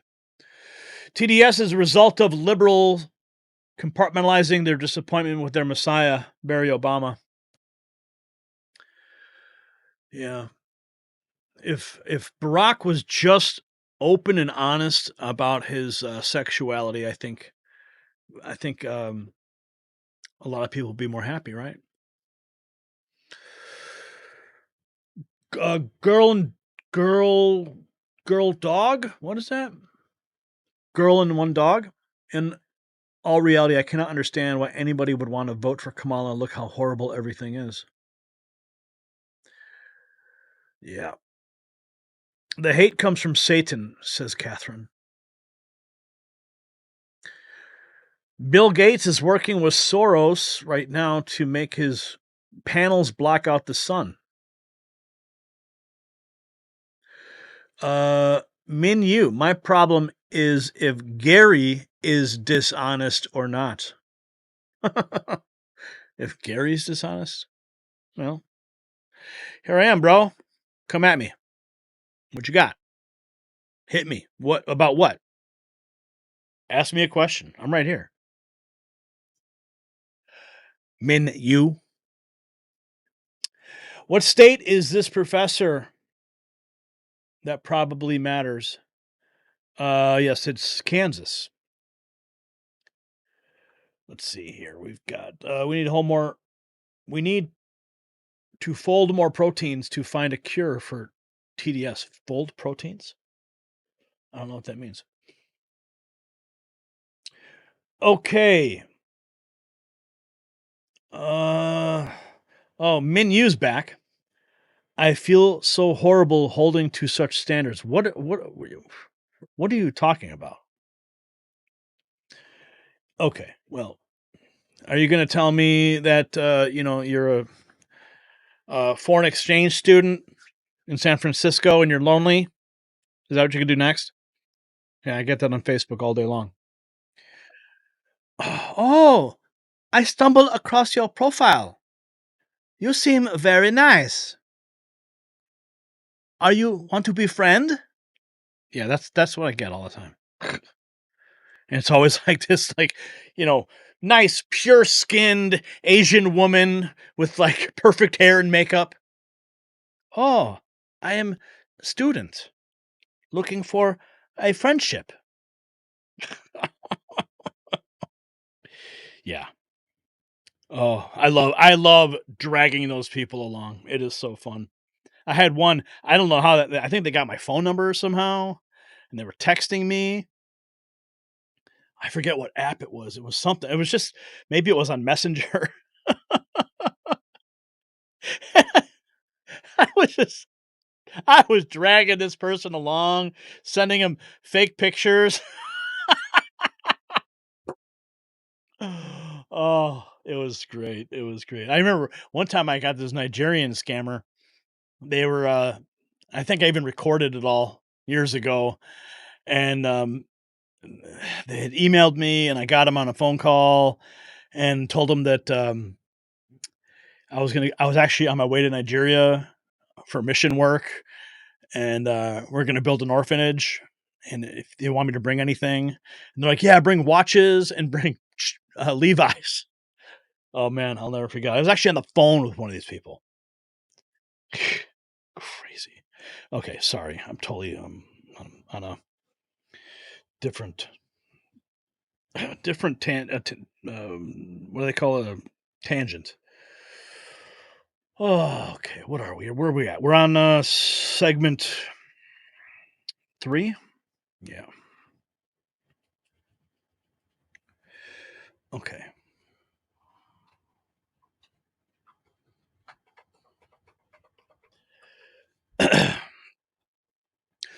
America, our republic is under attack, and it's not from foreign powers, it's coming from within. We're seeing a coordinated effort to undermine the integrity of our elections, from non-citizens potentially voting to last-minute changes in voting rules because of hurricanes. The left is pulling out all the stops. But here's the kicker. While they cry voter suppression, they're the ones actually suppressing the truth. And tonight we'll pull back the curtain on their schemes and show you how they are trying to rig the game. Now, speaking of integrity, let's talk about the integrity of your financial future. Our country's national debt has surpassed $35 trillion. We're borrowing just to pay interest, digging a deeper hole. Meanwhile, gold has surpassed $2,400 an ounce, and smart money is shifting to what the Constitution deems as real money. I'm talking about gold and silver. So if you have funds in a low-interest account or 401k IRA, call my friends at Global Gold Investments. I'm serious. That number's on the screen. Pause the video, write it down, 888-700-4148. You need to mention Next News to get their 5-star treatment. Tell them Gary said hello. And you'll get a free 2024 Protect Your Wealth and Retirement Guide. You can also go to the link in the description, IRAGoldproof.com. Remember, if you don't have gold, you don't have wealth. So we've got a lot to unpack here in this segment of the show. But I think the most important thing we got to bring up here is, we got these hurricanes that are destroying Florida, destroying the Southeast. And Hurricane Helene, we're still reeling from the damage, and now we're seeing electoral changes that are raising a lot of eyebrows. Let's take a look at this. Hurricane Helene. Fox News alert: Hurricane Helene wreaked havoc on North Carolina. The state will be reeling from the damage for years. And the storm just isn't impacting people's lives. It's affecting the election. Last night, the North Carolina Board of Elections announced changes to voting rules in counties impacted by Hurricane Helene. And some people are concerned. Senior political correspondent Kevin Cork is here. Kevin. Evening, Jesse. They're talking about major changes in the voting process. Now, this is, they say, designed to help displaced voters in the Tar Heel state not only cast their ballots, but also make sure they have their voices heard this November. However, some Republicans are expressing deep reservations about the plan because of concerns about voter integrity. Now, the changes were approved by unanimous vote by the bipartisan board, coming just 10 days before early voting begins in the battleground state, and even as mail-in voting is already underway. Now, a couple of the changes I want to tell you about, including this: voters in the 13 counties that have been heavily affected by Hurricane Helene will now have more ways to obtain and deliver absentee ballots. By the way, more storms coming possibly. Voters in those counties will have longer to apply for absentee ballots. They'll be allowed to drop their ballots off anywhere in the state, not just in their home county.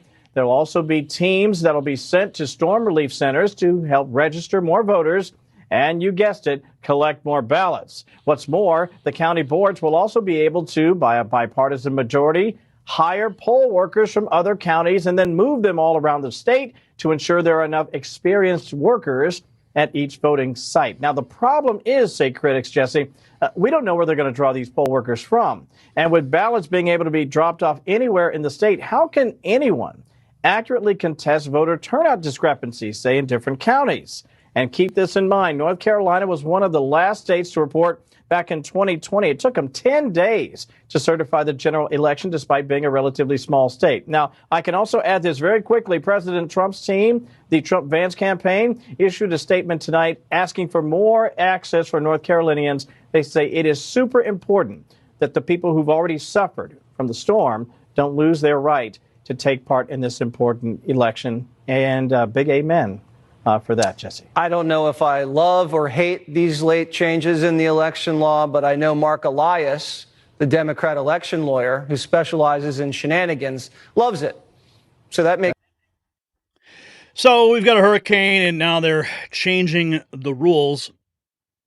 Representative Pat Fallon also issuing a warning, a dire warning, that the Biden-Harris administration is endangering elections integrity by allowing high-risk non-citizens to fly across the country without ID. If they can bypass basic security measures, how far are we from them voting? There to allow. Just the News came out with a report that high-risk non-citizens, not just regular illegal aliens, but high-risk non-citizens are now flying around the country without being required to have any photo ID. So if that can happen, it's a pretty short step from there to allow illegal aliens to vote at the ballot box. Well, not only that, but the Biden administration has been flying these folks around for the last 4 years. And if you're not safe, then you are not free. And even if just a small fraction of these folks that are coming across are of the criminal element, that's tens of thousands of people that I almost said Obama, it's the same damn thing, the Biden administration has been doing over the last 4 years. And we need to call it out because we don't know who these people are. 11 million people. And Alejandro Mayorkas, 17 times under oath in front of Congress, lied and said the border is secure. And he said it was no less safe than it has been under prior administrations, David. And that is absurd when you consider that under the Trump administration at this point, about 2 million people across the border illegally. And under the Biden administration, it's about 11 million. So it's 5-6 times worse. Yeah, it's not good, folks. It's not good. Donald Trump posting this: anybody that cheats in or on the election is going to jail. Apparently, he's been posting that repeatedly. The rightful President Trump just said anyone who cheats on the election will go to jail. God bless and protect Donald Trump. Attention, Massachusetts residents. Trump has 200,000 lawyers across the country working on election integrity, training people to become poll watchers on what to look out for. The message is clear. If you try and cheat, you will go to jail. Continuing, if you want to become a poll watcher and or lawyer who would like to volunteer, comment below and I will get you in touch with the lawyers for the Trump Coalition chair in Massachusetts with additional information. I'm going to retweet this so that you can find it on my X feed if you want to participate in that. It'll be at the top of my feed right now. The RNC, this is also good news. This just in, RNC announcing America First attorney Harmeet Dillon is now in charge of the GOP election integrity effort in key battleground state of Arizona. This is big, big news. Also, election integrity Democrat-controlled Fulton County is refusing to comply with an agreed-upon 2024 election monitoring, an essential measure to ensure transparency and integrity. A blatant refusal is compounded by their ongoing obstruction in providing critical 2020 election documents, including consolidated return sheets, scanner tapes, absentee lists, and it goes on and on. That was from Amuz on X. Now, also, we reported on this just the other day, and it's actually worse now that we're learning from the Arizona State Senator Jake Hoffman. He appeared with Charlie Kirk, and there was a major data breach at Arizona public universities. But it seems to have spread even further than Arizona, as the state senator is getting messages. Multiple states are affected. And the data breach, it's not just like, passwords were leaked or something. This is cell phone numbers of students who are getting text messages to go and vote for Kamala Harris, which is a abuse of the public university system. Federal dollars are going to these universities.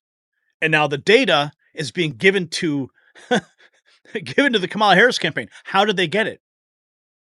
How did it happen? Universities. You mentioned Arizona.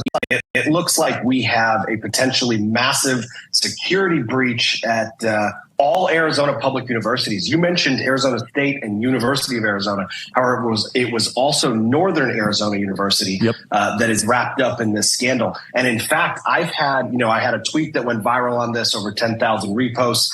And in the replies there, I've received documented evidence from students in Arizona, Nevada, Georgia, Michigan, New Mexico, New Hampshire, and North Carolina that this exact same text message, or a very close variation of, was sent to all of their students as well. It looks like we have a potentially massive... So this is a huge, huge breach of the public trust. The truth needs to be heard now. Pothead Kenny posting that as we had reposted that message. Now, see, we originally had posted that this was in Arizona, but the college Republicans at ASU, they posted this point.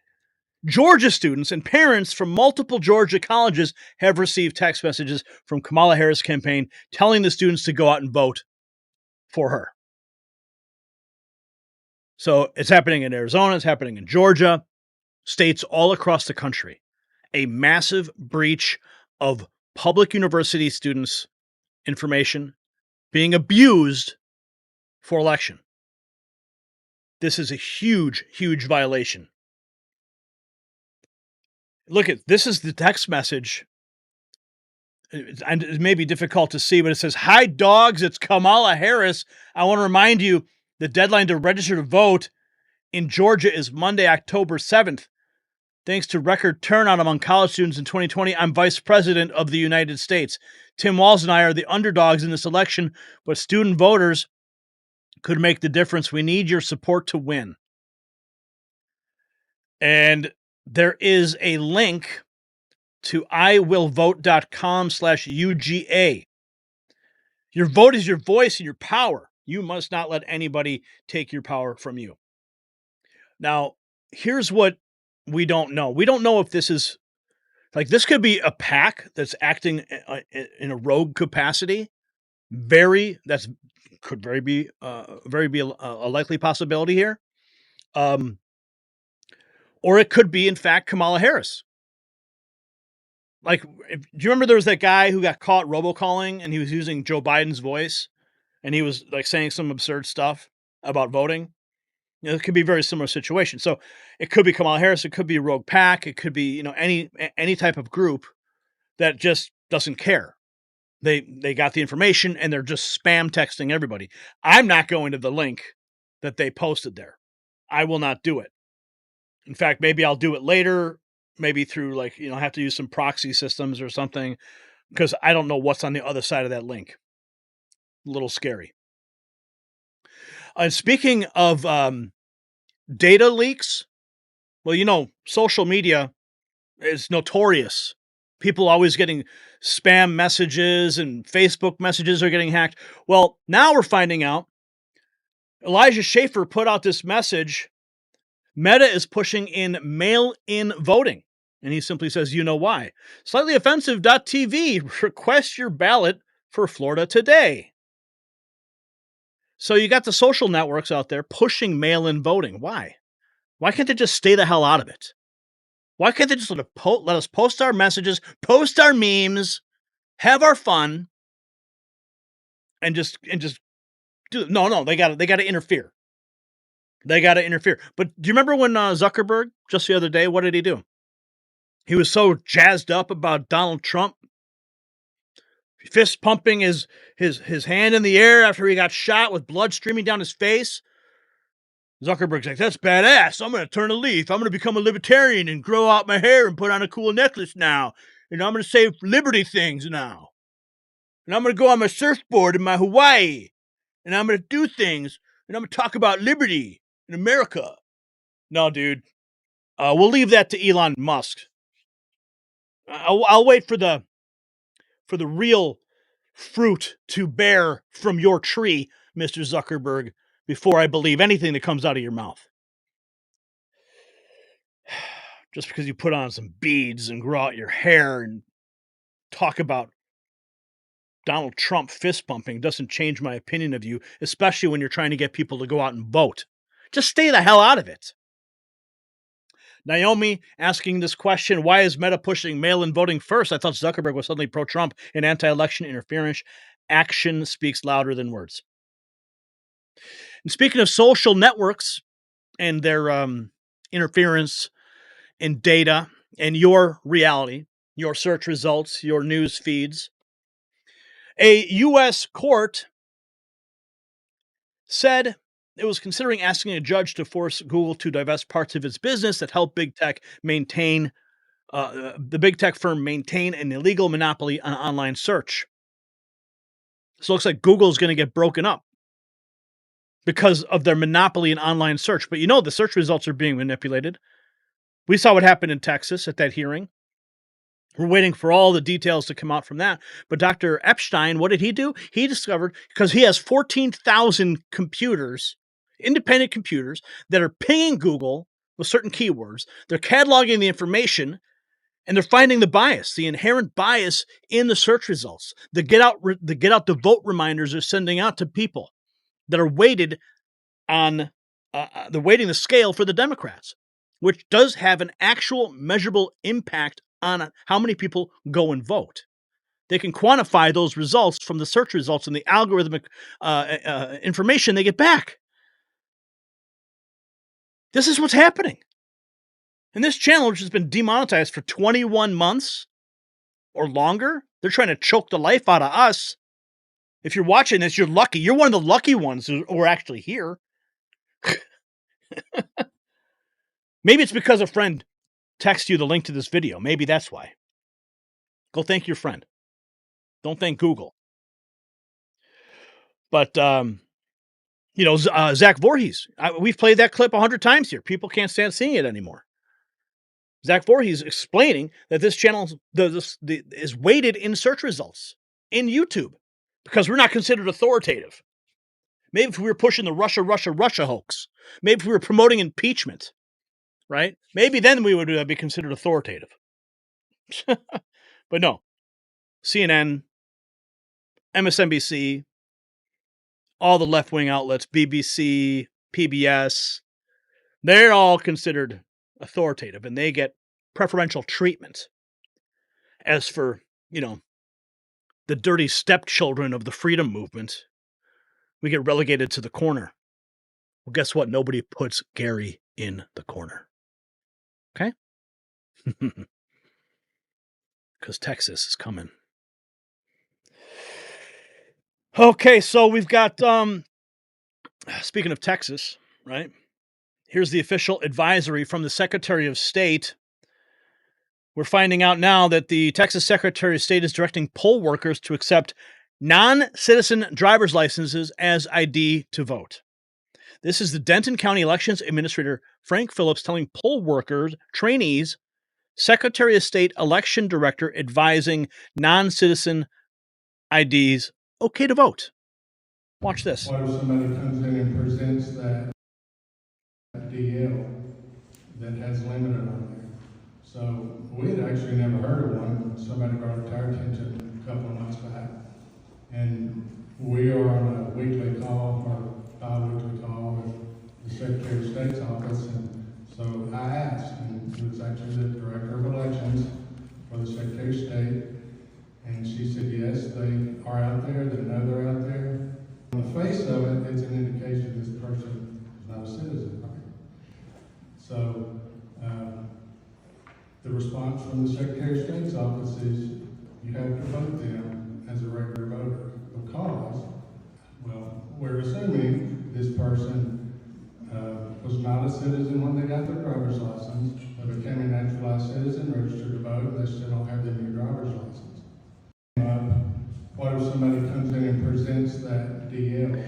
So now you have explicit evidence that they are letting people with no proof of citizenship to vote in Texas. You know how bad they want Texas. Alexandria Ocasio-Cortez just the other day was just ranting about how they need to flip Texas.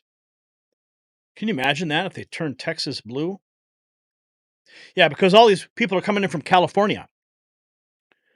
Yeah. All the people who are sick and tired of Gavin Newsom They're going into California and they're bringing their damn policy with them, and they're voting for the same stuff they left in California. But I guess that's just, that's the idiocy of the left. They don't learn. So which brings us all the way back to, how do we fix this? Is there hope? Well, yes, there is hope. Mike Davis on Real American Voice explains how election integrity will be secured in 2024. President Trump, the RNC, and legal teams are taking proactive steps. Let's listen to what he has to say. Now, as for election integrity, President Trump, his RNC led by Michael Whatley, the legal teams at the Trump campaign, and the RNC, they are doing a very good job this time making sure that we're getting injunctions and other legal actions ahead of the election so the Democrats can't rig and steal this election like they did in the past. And while it's not perfect, they are doing a much better job this time, and I feel very confident in that. You saw that Harmeet Dillon just got retained to lead the Arizona effort for President Trump. So we're firing on all cylinders. The Article 3 project is out there. This is a new phase in the lawfare, election integrity. We're doing our political part to make sure that the lawyers and election officials and judges actually follow the law, and we'll provide them the political cover to follow the law. And if they don't follow the law, if they cave to political pressure, or if they're leftist who are trying to disregard the law, we are going to call them out very loudly. Thank you for that. So the battle for election integrity isn't just about 2024. It's about the future of our republic. We're seeing a concerted effort to change the rules, manipulate the system, and silence dissent. But here's what they don't want you to know. We're fighting back. From poll watchers to legal challenges, patriots are standing up. And now it is your turn. Let me ask you this. What are you seeing in your community? Are there questionable changes to voting rules? Share your experiences in the comments. Let's make this little video here a repository of action, because your voice matters. All right, let's go to the chat room here. Oh boy, 2 more topics left, and I'm running out of steam. Where are we here? Let's check out the chat room real quick.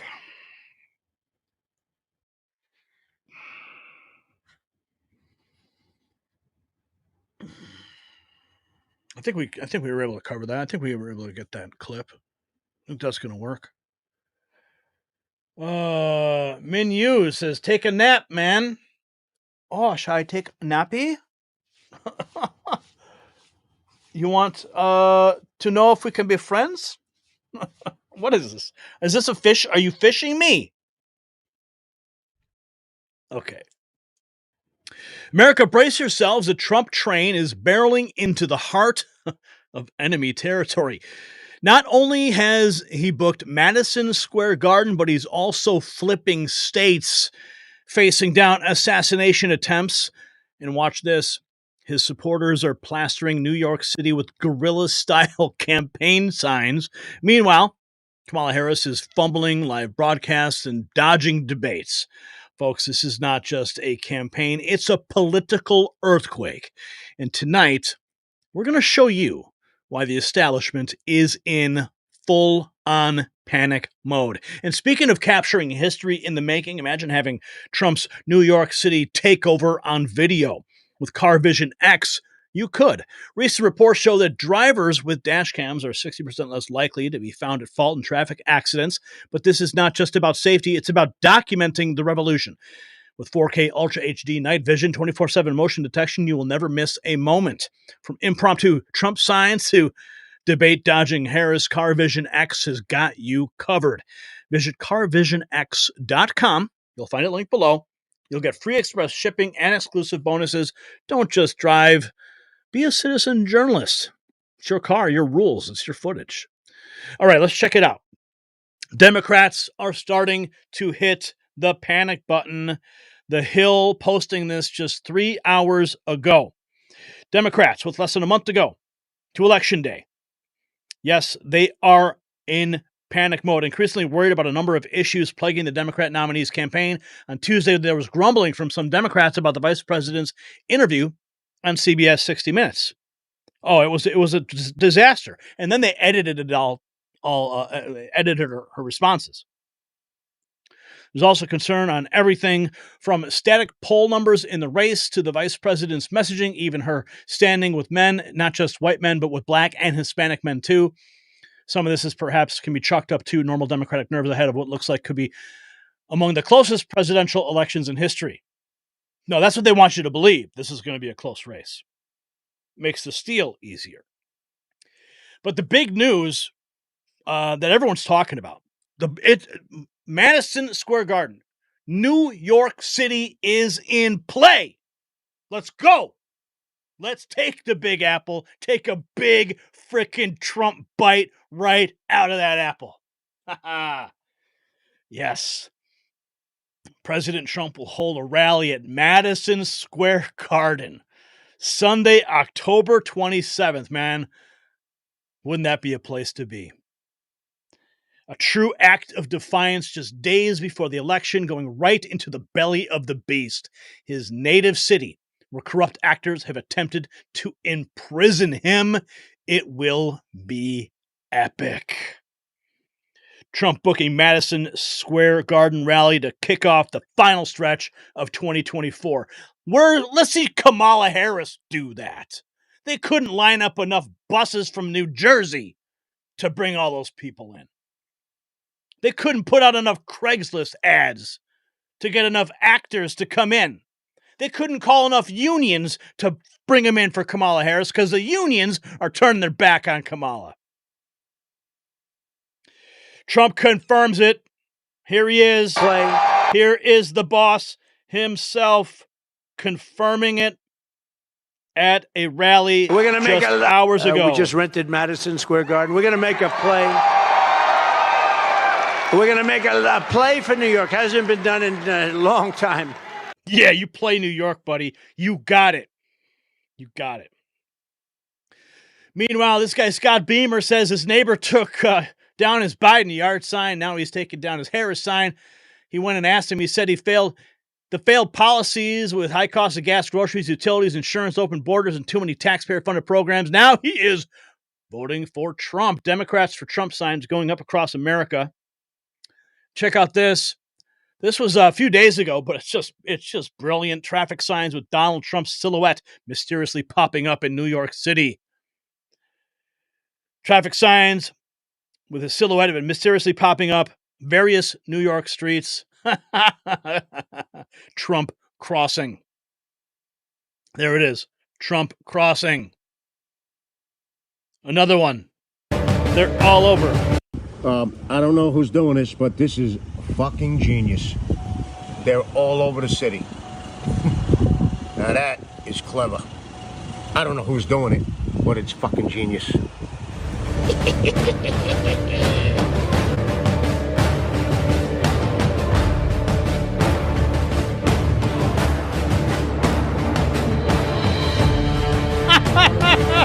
Everywhere.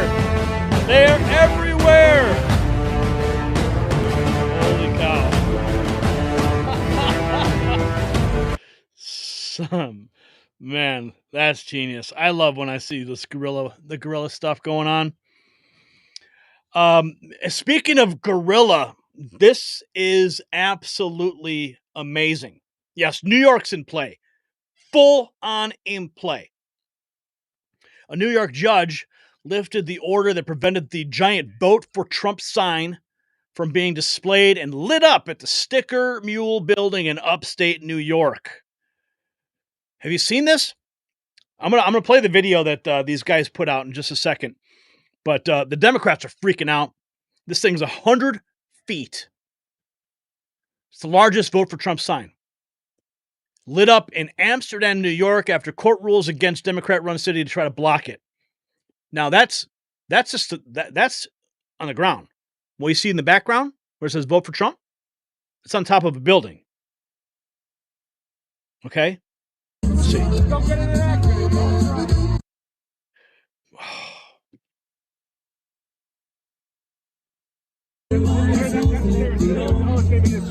So I think this is actually just a party for the sign unveiling. Let's just show you the video. And decimate. Since I was a kid, the iconic Found sign in upstate New York was a symbol of American manufacturing moving to China. The Found's company completely shut down operations in 1984 when I was only 2 years old, moving everything overseas and decimating my home city. The people left little by little, and a once vibrant city became a depressed town. Throughout my life, the Found sign defined my hometown skyline. It was clearly visible from the thruway and seen by millions of people every year as they passed by or arrived to Amsterdam, New York. I never expected to own the iconic Founds building, but my own company, Sticker Mule, grew so quickly we ended up buying almost every functional manufacturing building in Amsterdam, creating nearly 1,000 manufacturing jobs thus far in the process. For the last 2 years, we debated what to do with the Found sign. Given everything happening in the world today, we decided to replace it with an equally iconic and symbolic sign that represents the return of manufacturing jobs to America and the triumph of the underdog against insurmountable adversity. No one thought we'd build a massive manufacturing company in America, just as no one expected a certain individual would become president, survive multiple assassination attempts, and inspire people all around the world that they're able to do more than they ever dreamed possible. Our Vote for Trump sign, designed by a team of local artists, uplifts the Amsterdam, New York skyline with a symbolic message that manufacturing can return to America, and no one should need to fear supporting the man leading the charge to make it happen. Since I was a kid, Oh man, that is just something beautiful to see. All those people driving by, seeing it. Oh God, it brings a tear to my eye. Oh man, oh, I get choked up, man. Oh, man.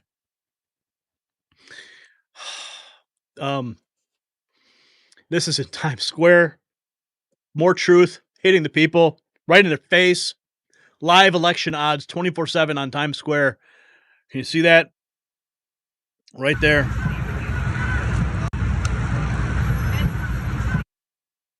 $52 for Trump and 48. 51, 49. That's in the middle of Times Square. Real-time odds. Fox News apparently is is proposing to host a Harris-Trump debate in Pennsylvania on the October 24th or October 27th. Well, I think Donald Trump's going to be busy on the 27th. He's going to be at Madison Square Garden. You guys at Fox. And even Jack Posobiec saying, no need. And I agree. Don't give her any more airtime. She doesn't deserve it. You won. President Trump also hosting multiple stops, and in his iconic way. See, when the press comes out and Kamala says he's not talking, he's always talking about himself. He's just talking about himself. Well, of course, she's gaslighting you. When she goes on The View and she's cackling her beak with all the hens there in the hen house, lying to you. No, he is talking to the American people. And everyone will prosper, every family will thrive, and every day will be filled with opportunity and hope. But for that to happen, we must defeat Kamala Harris and stop her radical left agenda once and for all. We want a landslide that is too big to rig. We want to have it too big to rig. Early voting is underway. Get everyone you know and vote, vote, vote. Get out there and vote. Everyone will prosper. Everyone family will thrive. And every day. Everyone will prosper in a Trump administration. And that's what they fear the most. They don't want you to prosper. They want you to suffer. They want you to be dependent upon them.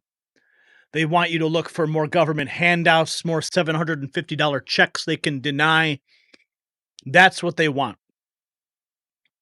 This man does not need to run for office. He doesn't.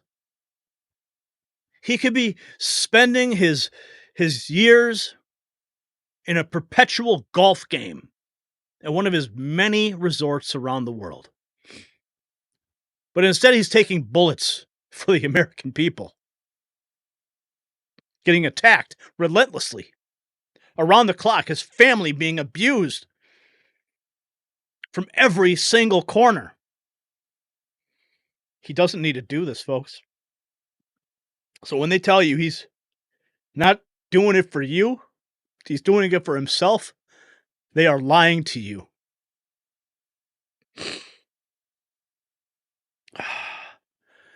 This is a funny moment here. Just about 12 hours ago, after a disastrous media blitz where she beclowned herself, Kamala Harris is scurrying away on her plane only to be overshadowed and cucked by Trump Force One. There's Trump Force One, and there's Kamala's plane on the tarmac next to each other.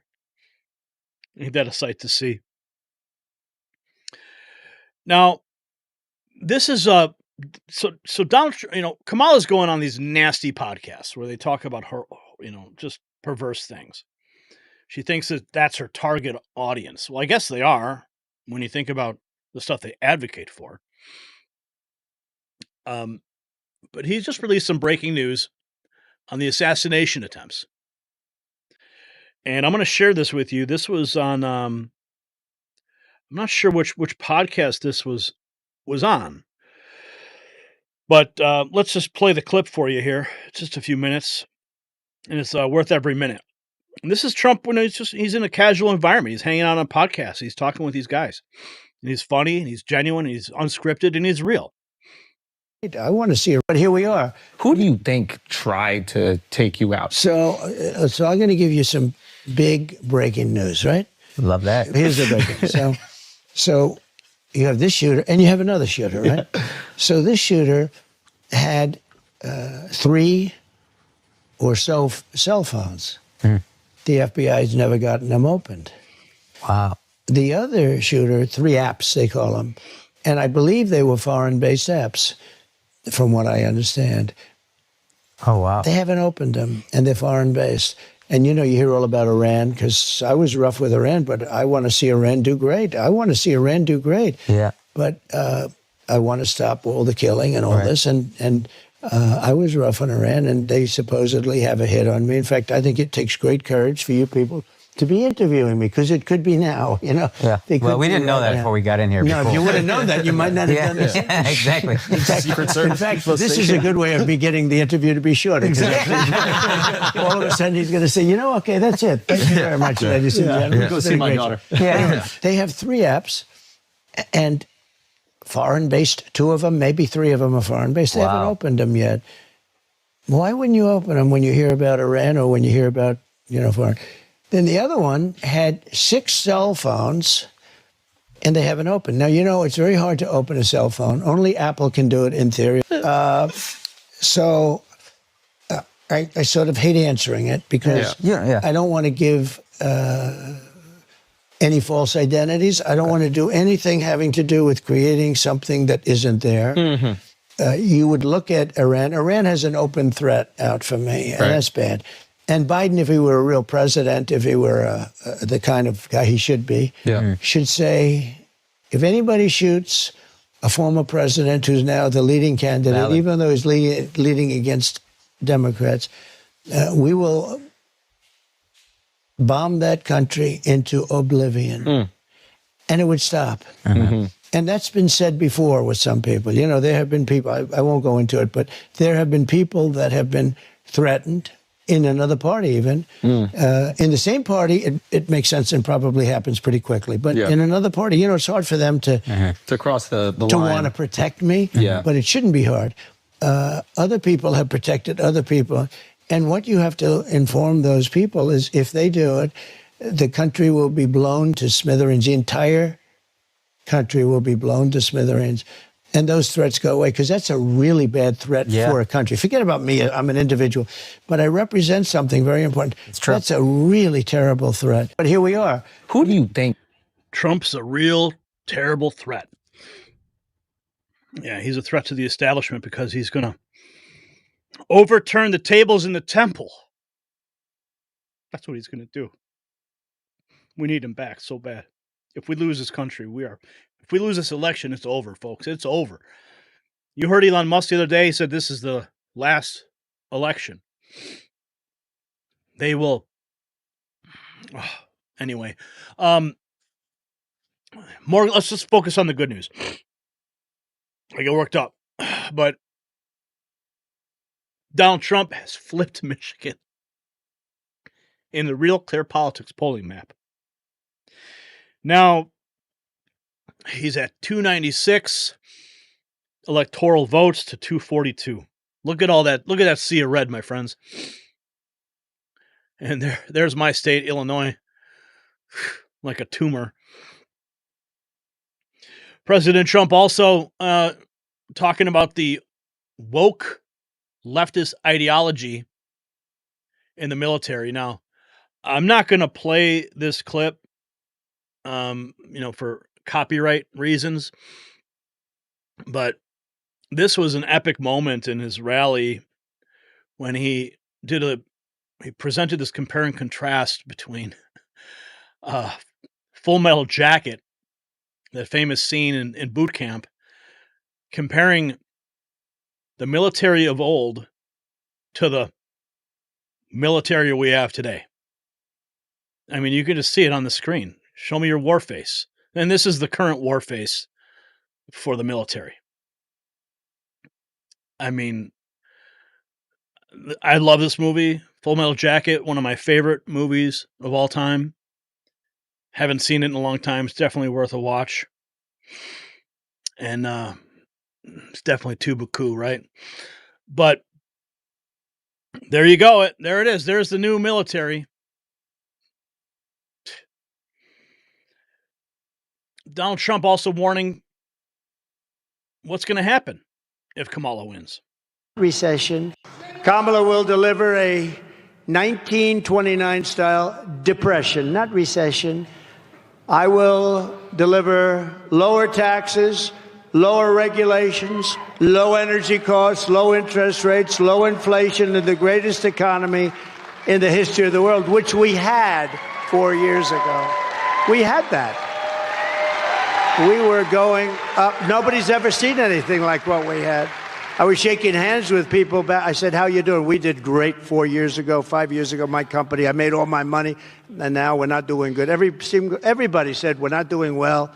The taxes are too high. The interest rates, we can't borrow money at 10%. They were at 2% with me. Now they're at 10%, but they're not really, because you can't get money at 10%. So that means they're higher. 12. How about 13? How about 15? So it means it's much higher. It's not 10%. You can't get the money. Nobody can get the money at 10%. We will pass tax cuts for workers like you haven't seen before.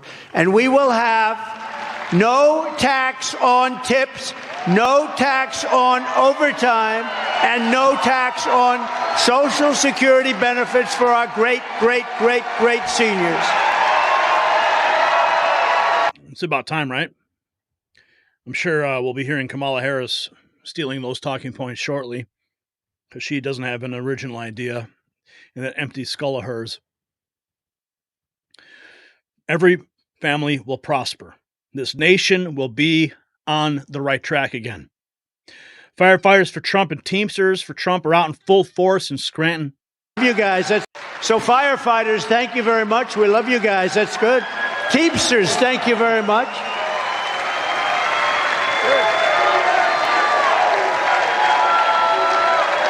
Great people. Now, I don't even know what I would say if I was in the same room with this guy. I don't even know what I would say. It's like I do these reports all the time. I see the clips, I hear the quotes, I see the videos.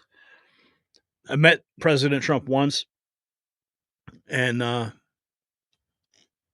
just feels like it's like this virtual world. I'm here, I'm reporting, and I'm seeing, and I'm reacting, and I'm presenting all this information. And this is all like really, really, really happening. And I have an opportunity to potentially meet him in a couple weeks. Well, what would I say? What's the first thing I would say when I see him? Probably would break down. Anyway, new Wisconsin poll. Trump is at 48. Harris is at 46. Rust Belt polling by Quinnipiac. Trump is up in Michigan, 50 to 47. We've got, of course, the Trump rally coming in Madison Square Garden. Oh, so we've got a lot of really good news, folks. The polls are in our favor right now. Media is in full panic mode. They're doing everything that they can to stop this guy. But the truth is there. Massive signs going up. New York's in play, my friends. New York's in play. This is huge. This is so big. So from booking Madison Square Garden to flipping Michigan, Trump is rewriting the political playbook. But here's what the mainstream media will not tell you. It's not about the rallies or the polls. It's about a movement. It's about the people. And it's got the establishment so scared. They're resorting to censorship and worse. So here's the question, patriots. Is this the beginning? Is this the beginning of a real red wave, not like the one we thought we were going to see in the midterms? Or will the deep state find a way to stem the tide? It's up to us, folks. Power's in our hands. A lot more of us than there are of them. And that's why you need to get out and vote. That's why you need to register to vote. It's us. It's we the people. Share your thoughts. The battle for America's soul is now reaching a fever pitch. Oh, goodness. Okay. All right, let's see what we got here. Real quick in the chat.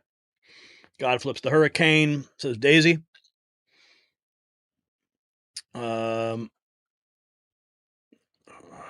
devil is pissed and God wins. That's true. Waiting for the Biden-Trump golf game. You know, I would love to see that. I would love to see. I mean, how beautiful would that be if you had Trump and Biden on the golf course, just swinging the sticks, just like two guys. You know, just put all this madness behind us. Let's bring this country together. That's what we need. Unfortunately, this next story exposes a little bit something different. And I got to say, I laughed my ass off the whole time because, well, it was funny. It was funny. And you're going to find out why real soon. Okay.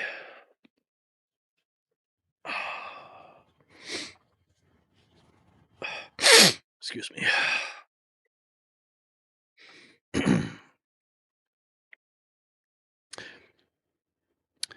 Patriots, the Harris campaign is unraveling faster than a cheap sweater. J.R. Majewski's brilliant social experiment has exposed the gullibility of Kamala's supporters, but that is just the beginning. We've got AI-generated videos fooling the left. We've got Eddie Griffin, the famous comedian. He's dropping truth bombs, and even Kamala's own fans are waking up to the failures of the Biden-Harris administration. But here is the kicker. While Trump pays cash from his own pocket, the second gentleman and Tim Walz, well, they're stiffing baristas. It's a tale of two Americas, folks. And speaking of stiffing Americans, let's talk about how the government is robbing your future.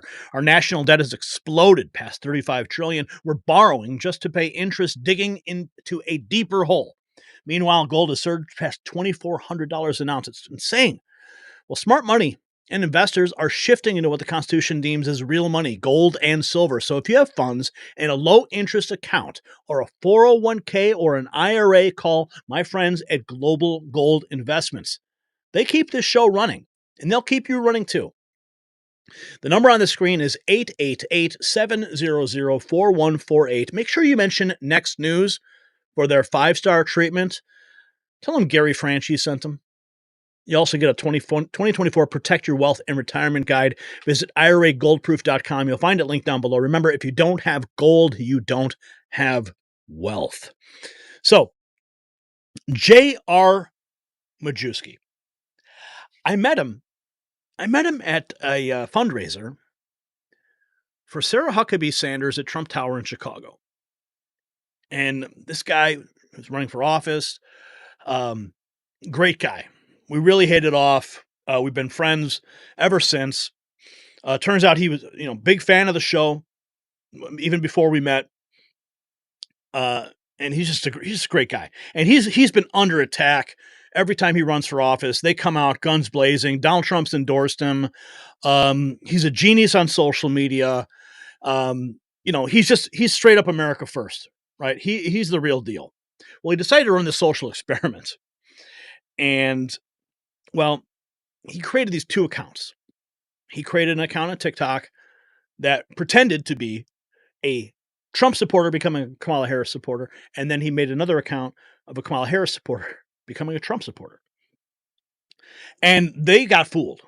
Even this guy, Bill Madden, this is what he posted. He says, "This gentleman's courage is awe-inspiring. This former Trump supporter who lives in Alabama," no, Majewski doesn't live in Alabama, "has decided to go against his entire family and vote for Kamala Harris and Tim Walz.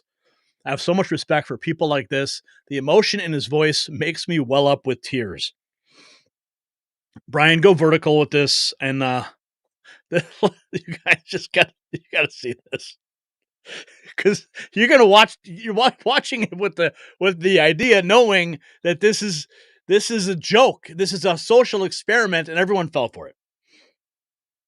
I used to be one of Donald Trump's biggest donors, and fuck it, I'm going balls to the walls. Listen to my story, and I hope it helps you. Thank you. So listen, this is not an easy thing for me to do. My name is Charlie, and I'm from down in Alabama, and me and my daddy, we've been big Donald Trump supporters for a number of years, and well, after a series of events, let's just say, I've decided that I'm no longer going to support him. And I just created this TikTok account. Well, first off, if you don't believe me, look at this picture. See, there's my proof. So I made this TikTok account because all my family's mad at me now. And my daddy died, and so I am my daddy died, so I have the estate, and we're supposed to give him a lot more money, and I'm not going to do it. Not after FEMA and everything that's helped and all the lies. I just got smart. So I wish y'all would follow me, and thank you. And I'm going to vote for Kamala Harris. That's what I'm going to do. And I'm going to tell all my friends to do the same thing. And I'm sorry that my family don't feel the same way. It's a shame. Well, I hope y'all will welcome me. Thank you. I used to be one of Donald Trump's biggest. Oh, man. So, I mean, this is genius. And of course, people were biting it. They were all over this thing. Go horizontal, please. You won't believe what happened. J.R. Majewski ran a social experiment. Kamala Harris supporters got completely duped. 2 TikTok accounts, one Trump to Kamala, one Kamala to Trump. The result, the Trump to Kamala account exploded with 10,000 followers and 250,000 views in a day. Meanwhile, the pro-Trump account, 2 followers and 3 views. It's clear TikTok's algorithm plays favorites, and Kamala supporters, bless their hearts, they fell for it without hesitation. Excuse me. Now, this is his confession video that he just posted today. Let's go vertical, please. To account. You ever feel like TikTok has a political bias towards you? Well, I did a social experiment, and I think the results will shock you. You know, not a day goes by that I don't hear someone saying, TikTok is not fair to Trump supporters, it's biased, the algorithm throttles my messages. I don't believe you. So I wanted to put that to bed. I wanted to find out whether it was true or not. So I decided to make up 2 accounts, both characters, and I would give them a backstory. One would be a Trump supporter who turned into someone who was going to be voting for Kamala Harris. I used to be one of Donald Trump's biggest donors, and fuck it, I'm going balls to the walls. And the other would be the opposite.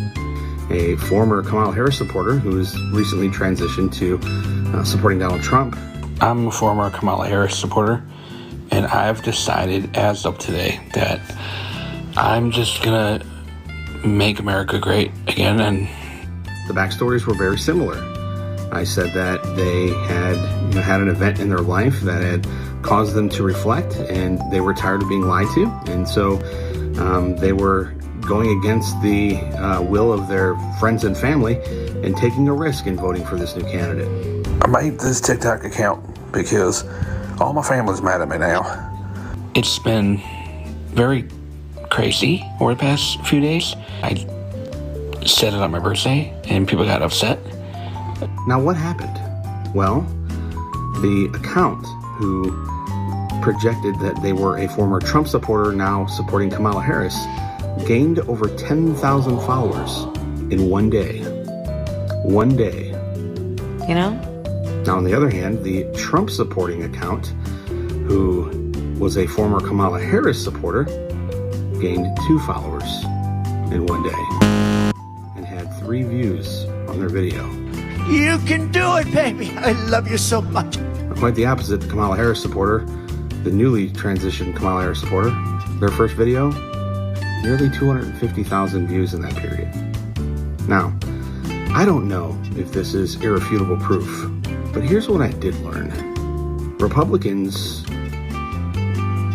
just follow certain people, and we tend to get bound up in what I would perceive as fandom. Democrats, on the other hand, and listen, this is shocking to me, are very kind,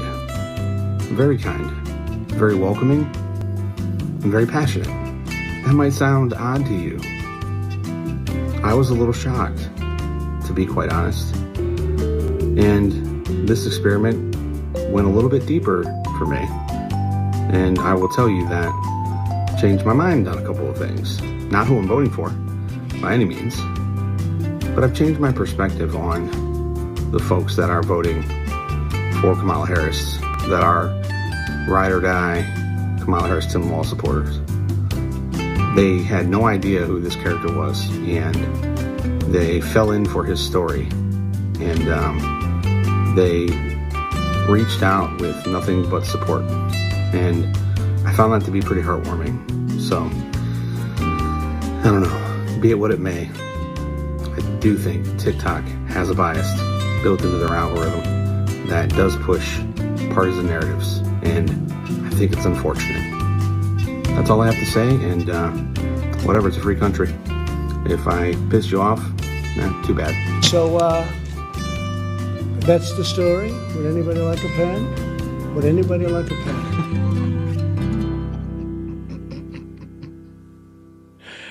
Oh, man. JR just totally killed it with that. And, they all fell for it. And especially this poor lady here.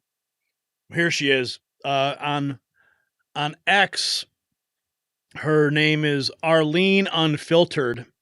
Now, this is her follow-up video. I wish I saw her I wish I saved her original video, because listen, like, she basically recorded herself watching the original transition video, and she was like beside herself, like, oh my goodness, like, I've never seen this before, and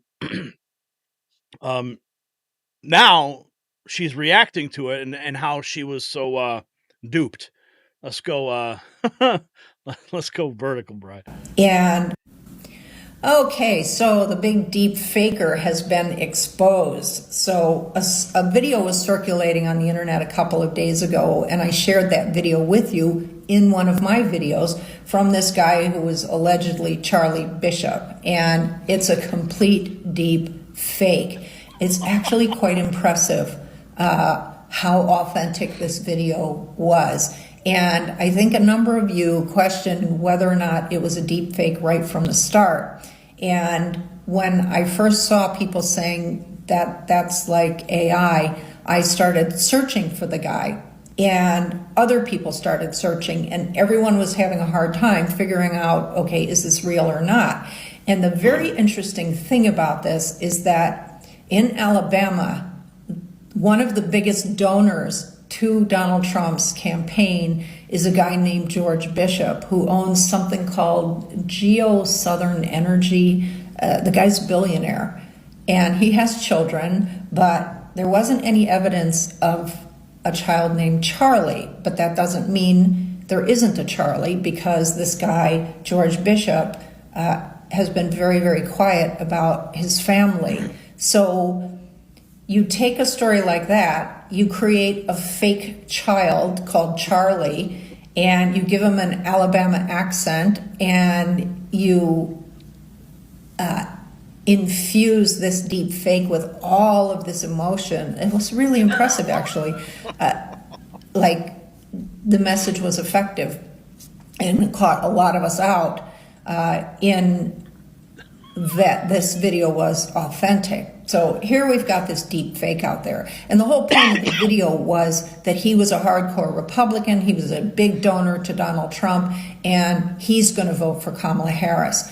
Now, someone suggested to me that maybe the reason that this MAGA Trumper, as it has been discovered, who is the author of this deep fake, that person's motivation for doing this was to suggest to Democrats, oh, you've got this in the bag because these Republicans are voting for Kamala Harris, therefore you don't really need to vote. Well, the interesting thing is the level of anxiety among Democrats right now is what is going to turn out that vote. There is not a single Democrat in this country right now, and many independents, who are going to sit home and not vote in this particular election. It's not even possible. You can't have anxiety levels this high and people not vote. Anyway, yeah. Of course they have anxiety levels. I mean, did you watch the 60 Minutes interview? Yeah, so JR really pulled a fast one with this.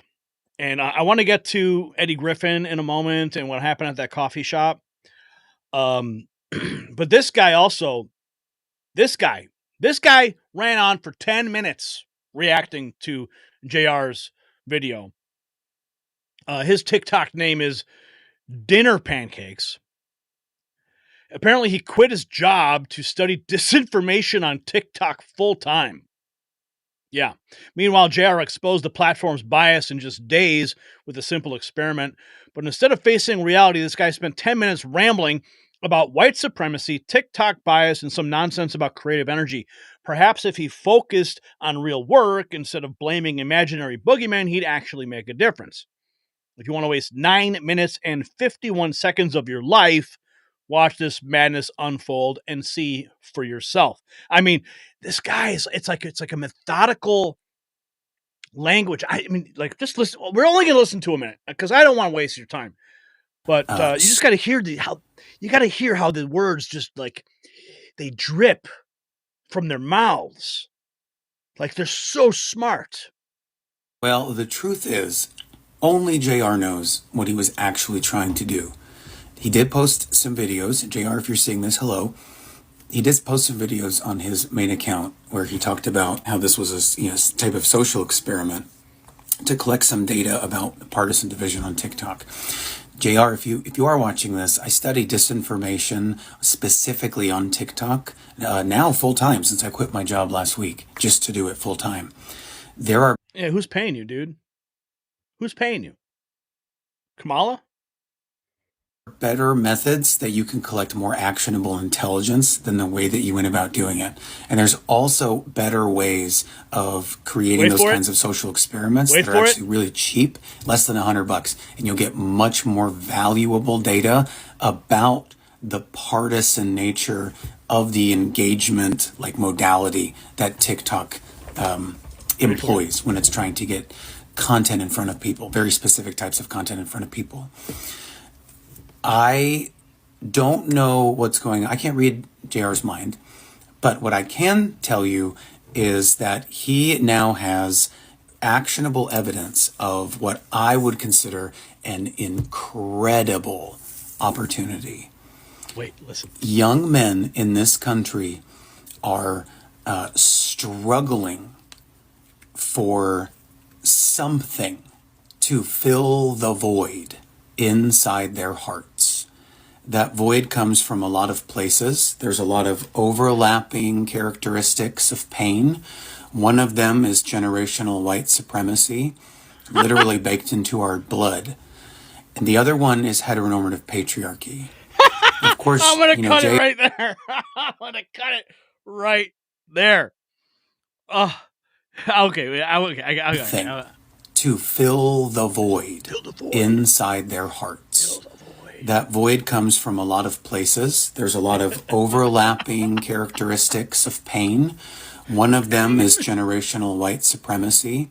Literally generational, he says. Our blood. And the other one is heteronormative patriarchy.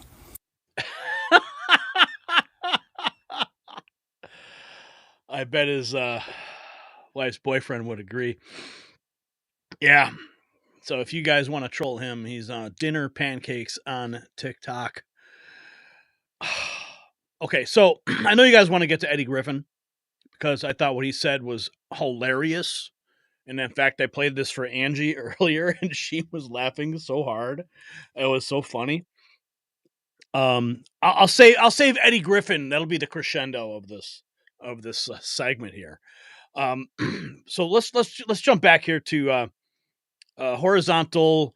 Doug and Tampon Tim walk away from the counter without paying, leaving Tim's daughter to inform the cashier that the staffer would soon be up with the credit card. Now, you know what would happen? I'm going to tell you what would happen. If Donald Trump was there, getting a cup of coffee, he would have paid with cash and he would have dropped a fat tip. And he would have made sure he would have given out coffees to everyone, even in the press corps. He would have been mobbed by people. You notice there's nobody there. This place is empty because nobody cares about these puppets. Okay? But instead, they leave the daughter there to be uncomfortable with the barista. She even says it. Listen, she goes, I feel so exposed right now. Watch this. I think it's like Here, you guys go through. I'll wait for your tea. You get the tea? Do you want to take this too? Yep, I got it. I'll wait for your tea. I feel exposed right now. Thank you so much. And someone will be up here today. It's okay. Right? No, well, no, like he's coming. Thank you so much. Look at that. They left the daughter there. Don't worry, someone will come back and pay for it. And the barista's like, don't worry about it. Really, don't worry about it. You know, they don't care. They're just going to give the coffee away.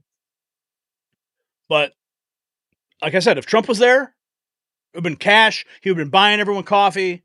This place is empty. Nobody cares about these people. So, you know, JR had this great experiment.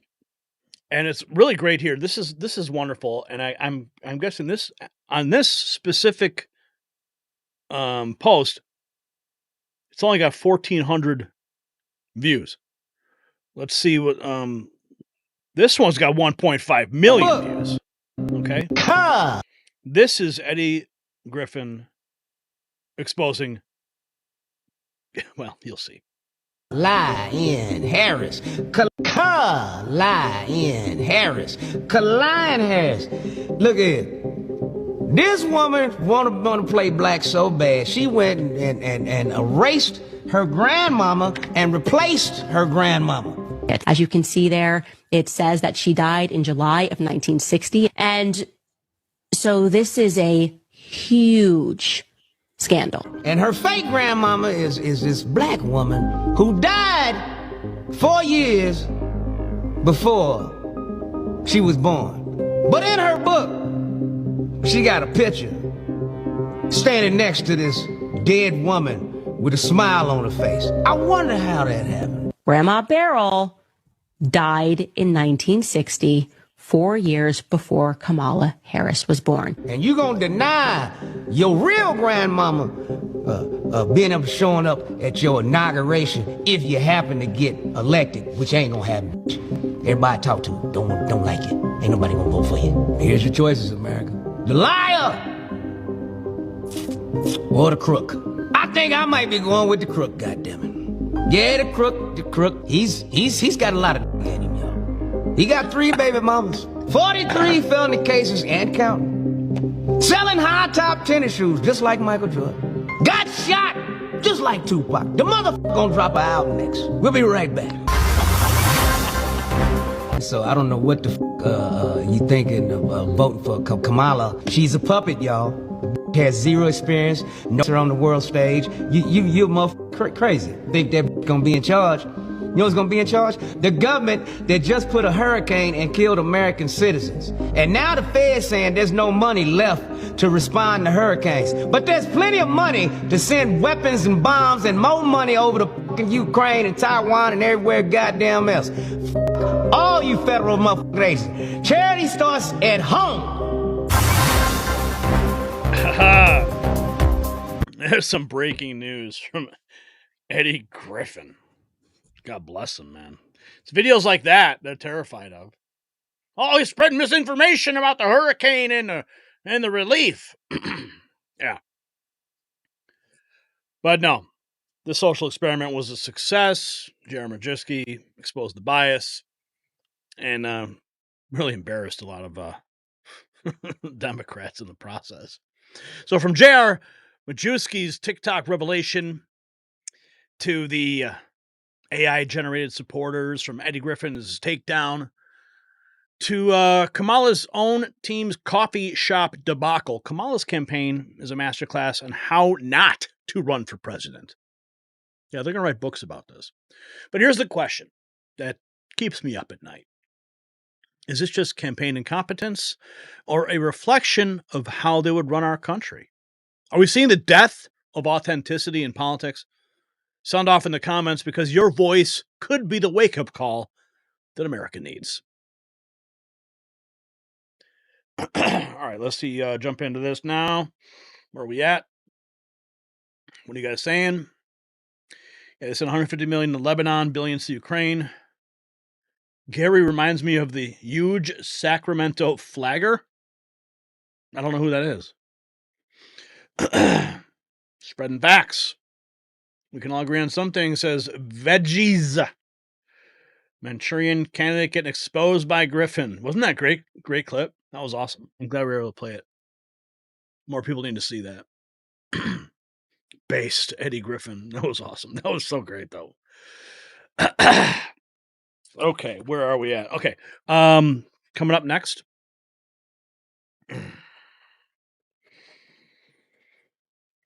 Ladies and gentlemen, we're about to take you on a journey back to a pivotal moment in media history.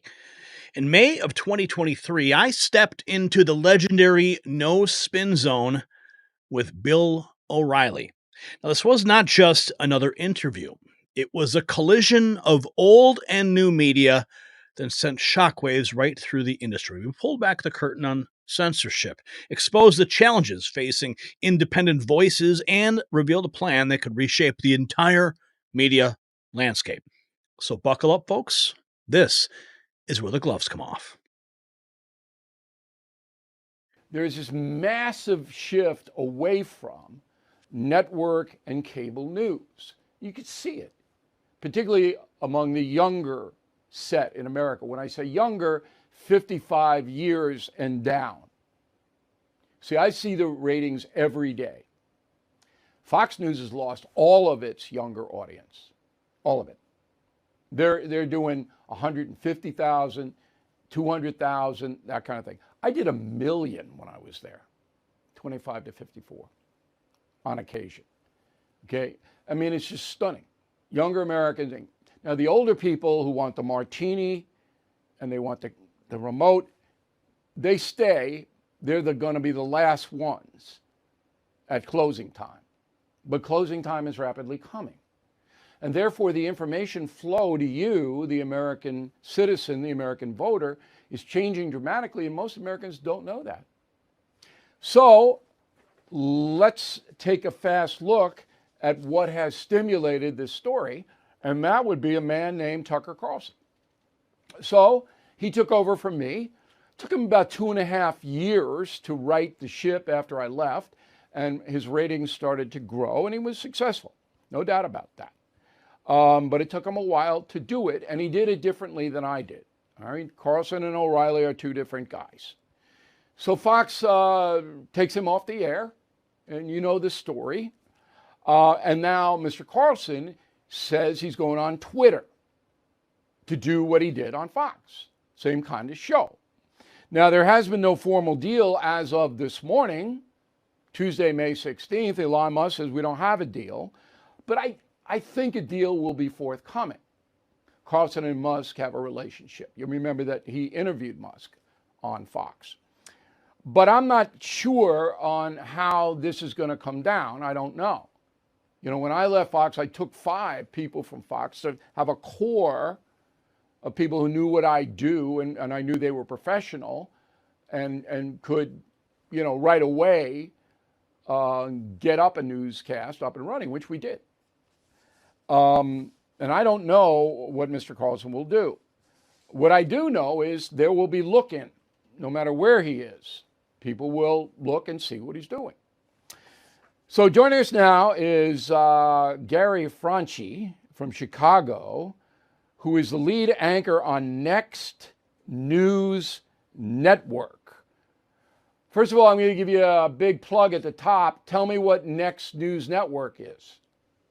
Well, we're an independent online news channel on YouTube that combats the false narratives that are constantly being peddled by the mainstream media, by the leftist media, and of course those in the halls of power in Washington, D.C. And we have a lot of fun doing it. Okay, so you're YouTube based, and you're a for-profit organization, correct? That's correct. And how long have you guys been in motion? We've had this channel on YouTube for about 10 years now. Wow. Yeah. So you've seen significant changes in the shift away from the traditional television news outlets into the alternatives, correct? Oh, there's no question. There's been a massive shift, especially following the 2016 election. Our channel received 70 million views in just 1 month towards the end of the election. And it represented, see, a lot of the mainstream networks were still focused on basic broadcast and cable content, where we were simply focused and always have been focused on online content. So the shift we clearly saw as the algorithm back then was wide open, people were flocking into the online spaces like YouTube to secure information and news so they could become aware of what's happening in the country and also get narratives that they weren't getting from the mainstream sources. So we saw a dramatic shift in 2016. And that has just accelerated up to 2023 or not? Has it leveled out? Well, after 2016, there was a dramatic shift in the algorithm. We saw the leftist media. We saw Donald Trump even come out and start using the term fake news that Hillary and Obama had started to use. You know, Trump came out and co-opted that term. there was a significant algorithmic shift. There was a panic that set in because we came in through the back door. We were there, we were presenting information, and it caused all of the individuals in the media to try to find a way to point fingers. How did this happen? Everyone's looking to point fingers except for Hillary Clinton looking in the mirror. So they shifted the algorithm so that the YouTube videos, if you were to search for Donald Trump or conservative news, it would only surface what they then deemed authoritative content. So now the algorithm has been manipulated so that the narratives can be controlled by the corporate masters, if you will, who are in those same newsrooms you were talking about, who will control you. But how can YouTube allow censorship, which is basically what you're saying? How can they allow? Well, it's their corporate platform. When you have people like Adam Schiff who are sending letters to YouTube and Facebook saying there's content on your platform that's dangerous and harmful, then all of a sudden, despite the fact that they have 230 protections, YouTube and Facebook and all these platforms, they freak out.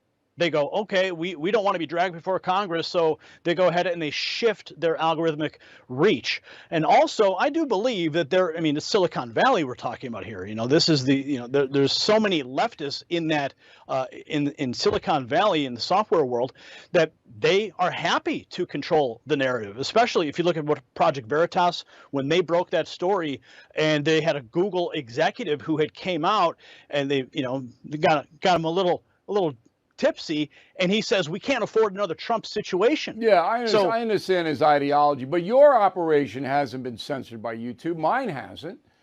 I mean, we send clips to YouTube, and they just put them up, and we're responsible here. We're not doing crazy stuff here. Well, we've had during the pandemic and of course the post-election, we had many videos that were removed from YouTube. We had videos that reached 10. Oh yeah, we had one video that had 10 million views that was pushing back against Dr. Fauci and the medical narrative that was being pushed by the World Health Organization. Now, did you investigate why they removed that? I mean, I understand a public health component. They say this is propaganda or whatever. Let me rephrase the question. Right now, as it stands, because we've had a lot of exposure on the FBI going up to Twitter, all of that. Right now, are you under any censorship guidelines? We have a terms of service at YouTube that we have to strictly abide by. And give me an example of that. Well, there's certain things you just cannot speak about on YouTube.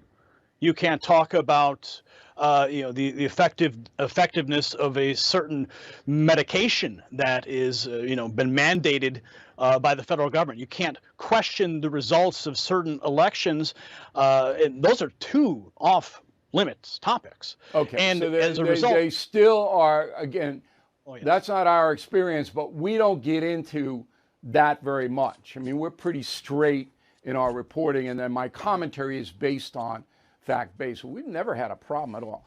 Let me ask you about Carlson now.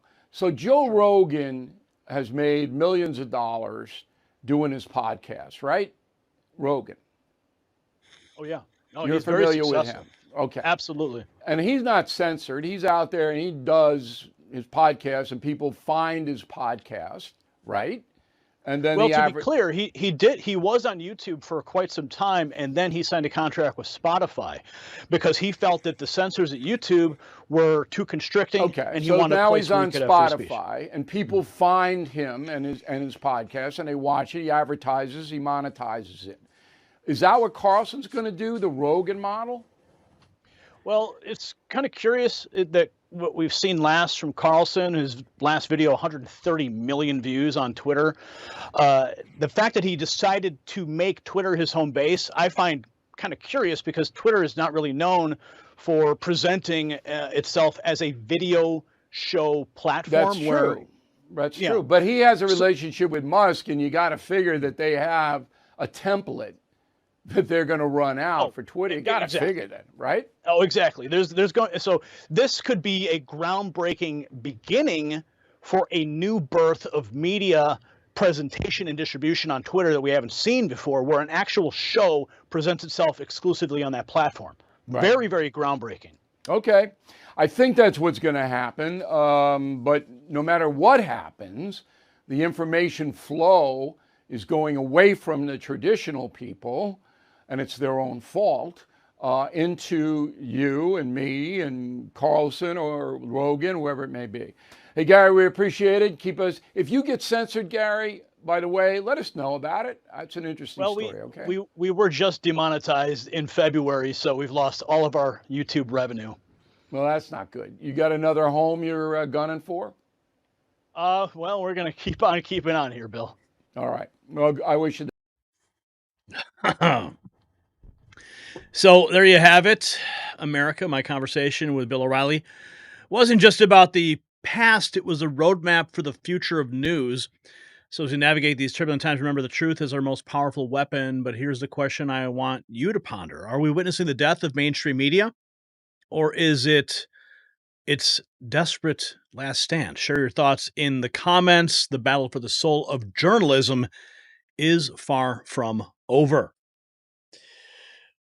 Oh, that was cool, right? Wasn't that cool? Seeing that? Yeah, I came across it last night, and yeah, that was really cool. So I wanted to share that with you guys. A little trip down memory lane.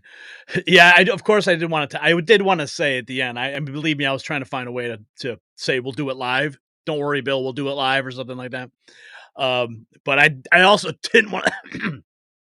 I didn't want to burn a bridge with Bill O'Reilly on my first time on his show. But I have been in contact with his producers ever since, and send them stories now and again. So that's really cool. Great connection that was made there in that moment. That was right after Tucker got fired and started up his platform on X. And if you remember, Tucker actually went on went and did an interview with Bill O'Reilly. So I'm 100% positive Tucker saw that interview, because if Bill O'Reilly is talking about Tucker, what's Bill O'Reilly saying? Well, Bill O'Reilly has the great Gary Franchi on the show to analyze the transition.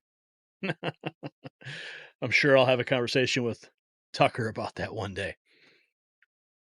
Brian, are you there? Because I got a notice here. It says the microphone in the multicam is not muted. Can you get that off the screen, because it's like graying out everything and it's hard to see?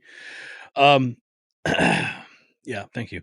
Okay. I'm seeing here. Remember our friend David from Black Mountain? Apparently, he has now released another message to Kamala Harris.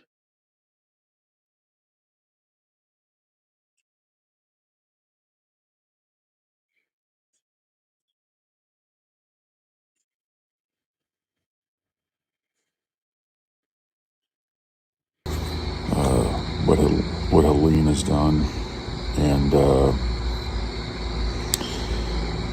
I'm still devastated. Probably won't be going up there for another week or two, and I just absolutely flabbergasted, shocked that our vice president, in her infinite wisdom, went on to Stephen Colbert, and rather than, doing her job and being there for the people of North Carolina, Tennessee, and being attentive to what's going on in the Florida with the hurricane, I am just absolutely shocked at her incompetence, her stupidity. I thought she was dumb prior to this, but she's an absolute moron. And as far as I'm concerned, if you vote for her, you're not only part of the problem, but you are just telling Washington that they can behave like morons and just get away with it. Lindsey Graham, you are a disgrace. You are just an absolute buffoon, jerk. But if you get my drift, I guess if we were going into World War III, you would all be, which we're about ready to go into anyway, it seems, you'd be all over it. But you won't look after South Carolina. You won't even go and talk about North Carolina and the tragedy that your northern counterpart is going through. No, but you're out there pitching war. You're such an ass.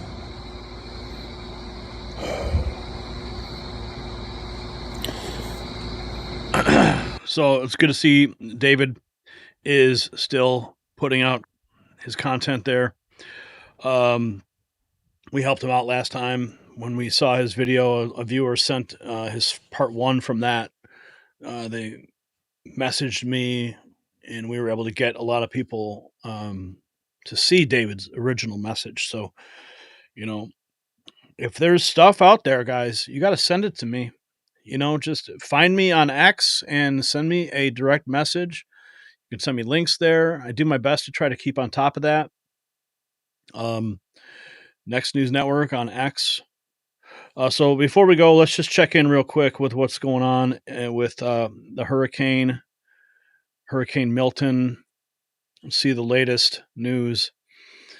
Hurricane Milton, 6 seconds ago. Look at this. Twin tornadoes. Midas touch. Hurricane Milton, now 2 tornadoes in Florida. Look at that. Twin tornadoes. That's insane. Category 1, 11 seconds ago. Looks like it has almost completely passed over Florida now. It's a category 1, 90 miles per hour. 90 miles per hour to the guys in Florida, that's nothing. That's nothing. The category 1, they don't even care about. That's like blowing out a birthday candle. 25 seconds ago, hope everyone's okay. Hurricane Milton. This person's wishing you all the best and thinking about you. This woman, or man, Carl. Hurricane Milton, this is MAGA, the whole society now, thanks to far-right social media. Oh, wow.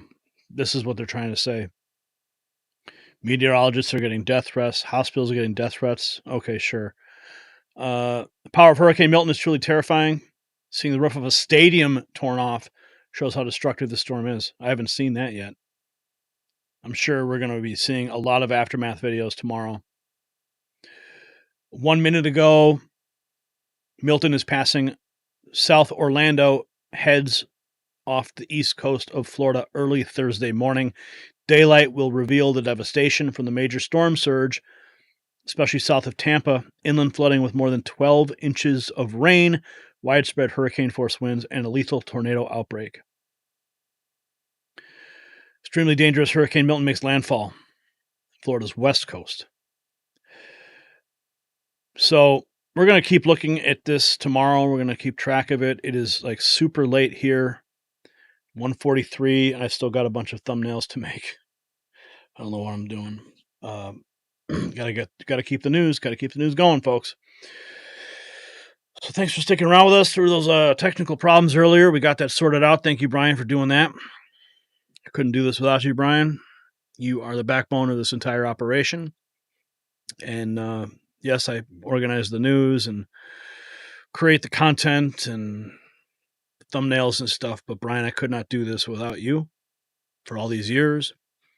You are the heart and soul of this, and you've been with me been by my side since back in the Aaron Russo days. And I owe a lot to you, Brian. Thank you. All right, let's wrap this guy up. Ladies and gentlemen, we've covered a lot of ground tonight, and if you're feeling a mix of outrage and determination, well, that's exactly how you should feel. We started with Hurricane Milton, a force of nature that's exposing not just the fragility of our infrastructure, but the incompetence of our leaders. While Floridians are fighting for their lives, Kamala Harris sipping beer on late-night television. It's a reminder of the leadership vacuum in Washington. Then we uncover the shocking story of a University Kansas professor calling for violence against Trump supporters. It's not just offensive, it's dangerous. And it begs the question, is this what passes for higher education in America today? Then we pulled back the curtain on the left's attempts to undermine election integrity, from non-citizens potentially voting to last-minute rule changes. They are trying to rig the game, but we're not going to let them get away with it.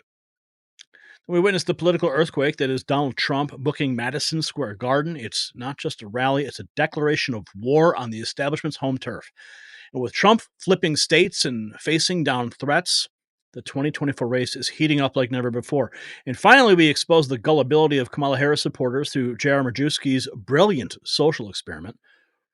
From his videos fooling the left to Eddie Griffin's truth bombs, the Harris campaign is imploding. Let's not forget the coffee shop fiasco. It's a testament to the stark difference between Trump's America and the Harris-Biden vision. We also took a trip down memory lane with my interview with Bill O'Reilly, reminding us of the ongoing battle for truth in the media. Now, here's the bottom line. We are in the fight for the soul of America. The mainstream media won't tell you these stories. The big tech giants want to silence us. And that's why you need your support more than ever. Visit the links in the description to donate and keep the Raw feed and the Next News Network on the air. Remember, in times like these, silence isn't just complacency, it's complicity. So, speak up, stand tall, and let's fight this battle together. And tell a friend about the Raw feed, share our videos, and be the voice of truth in your community. Stay vigilant, stay informed, and most importantly, stay free. This is Gary Franchi, and the truth stops here.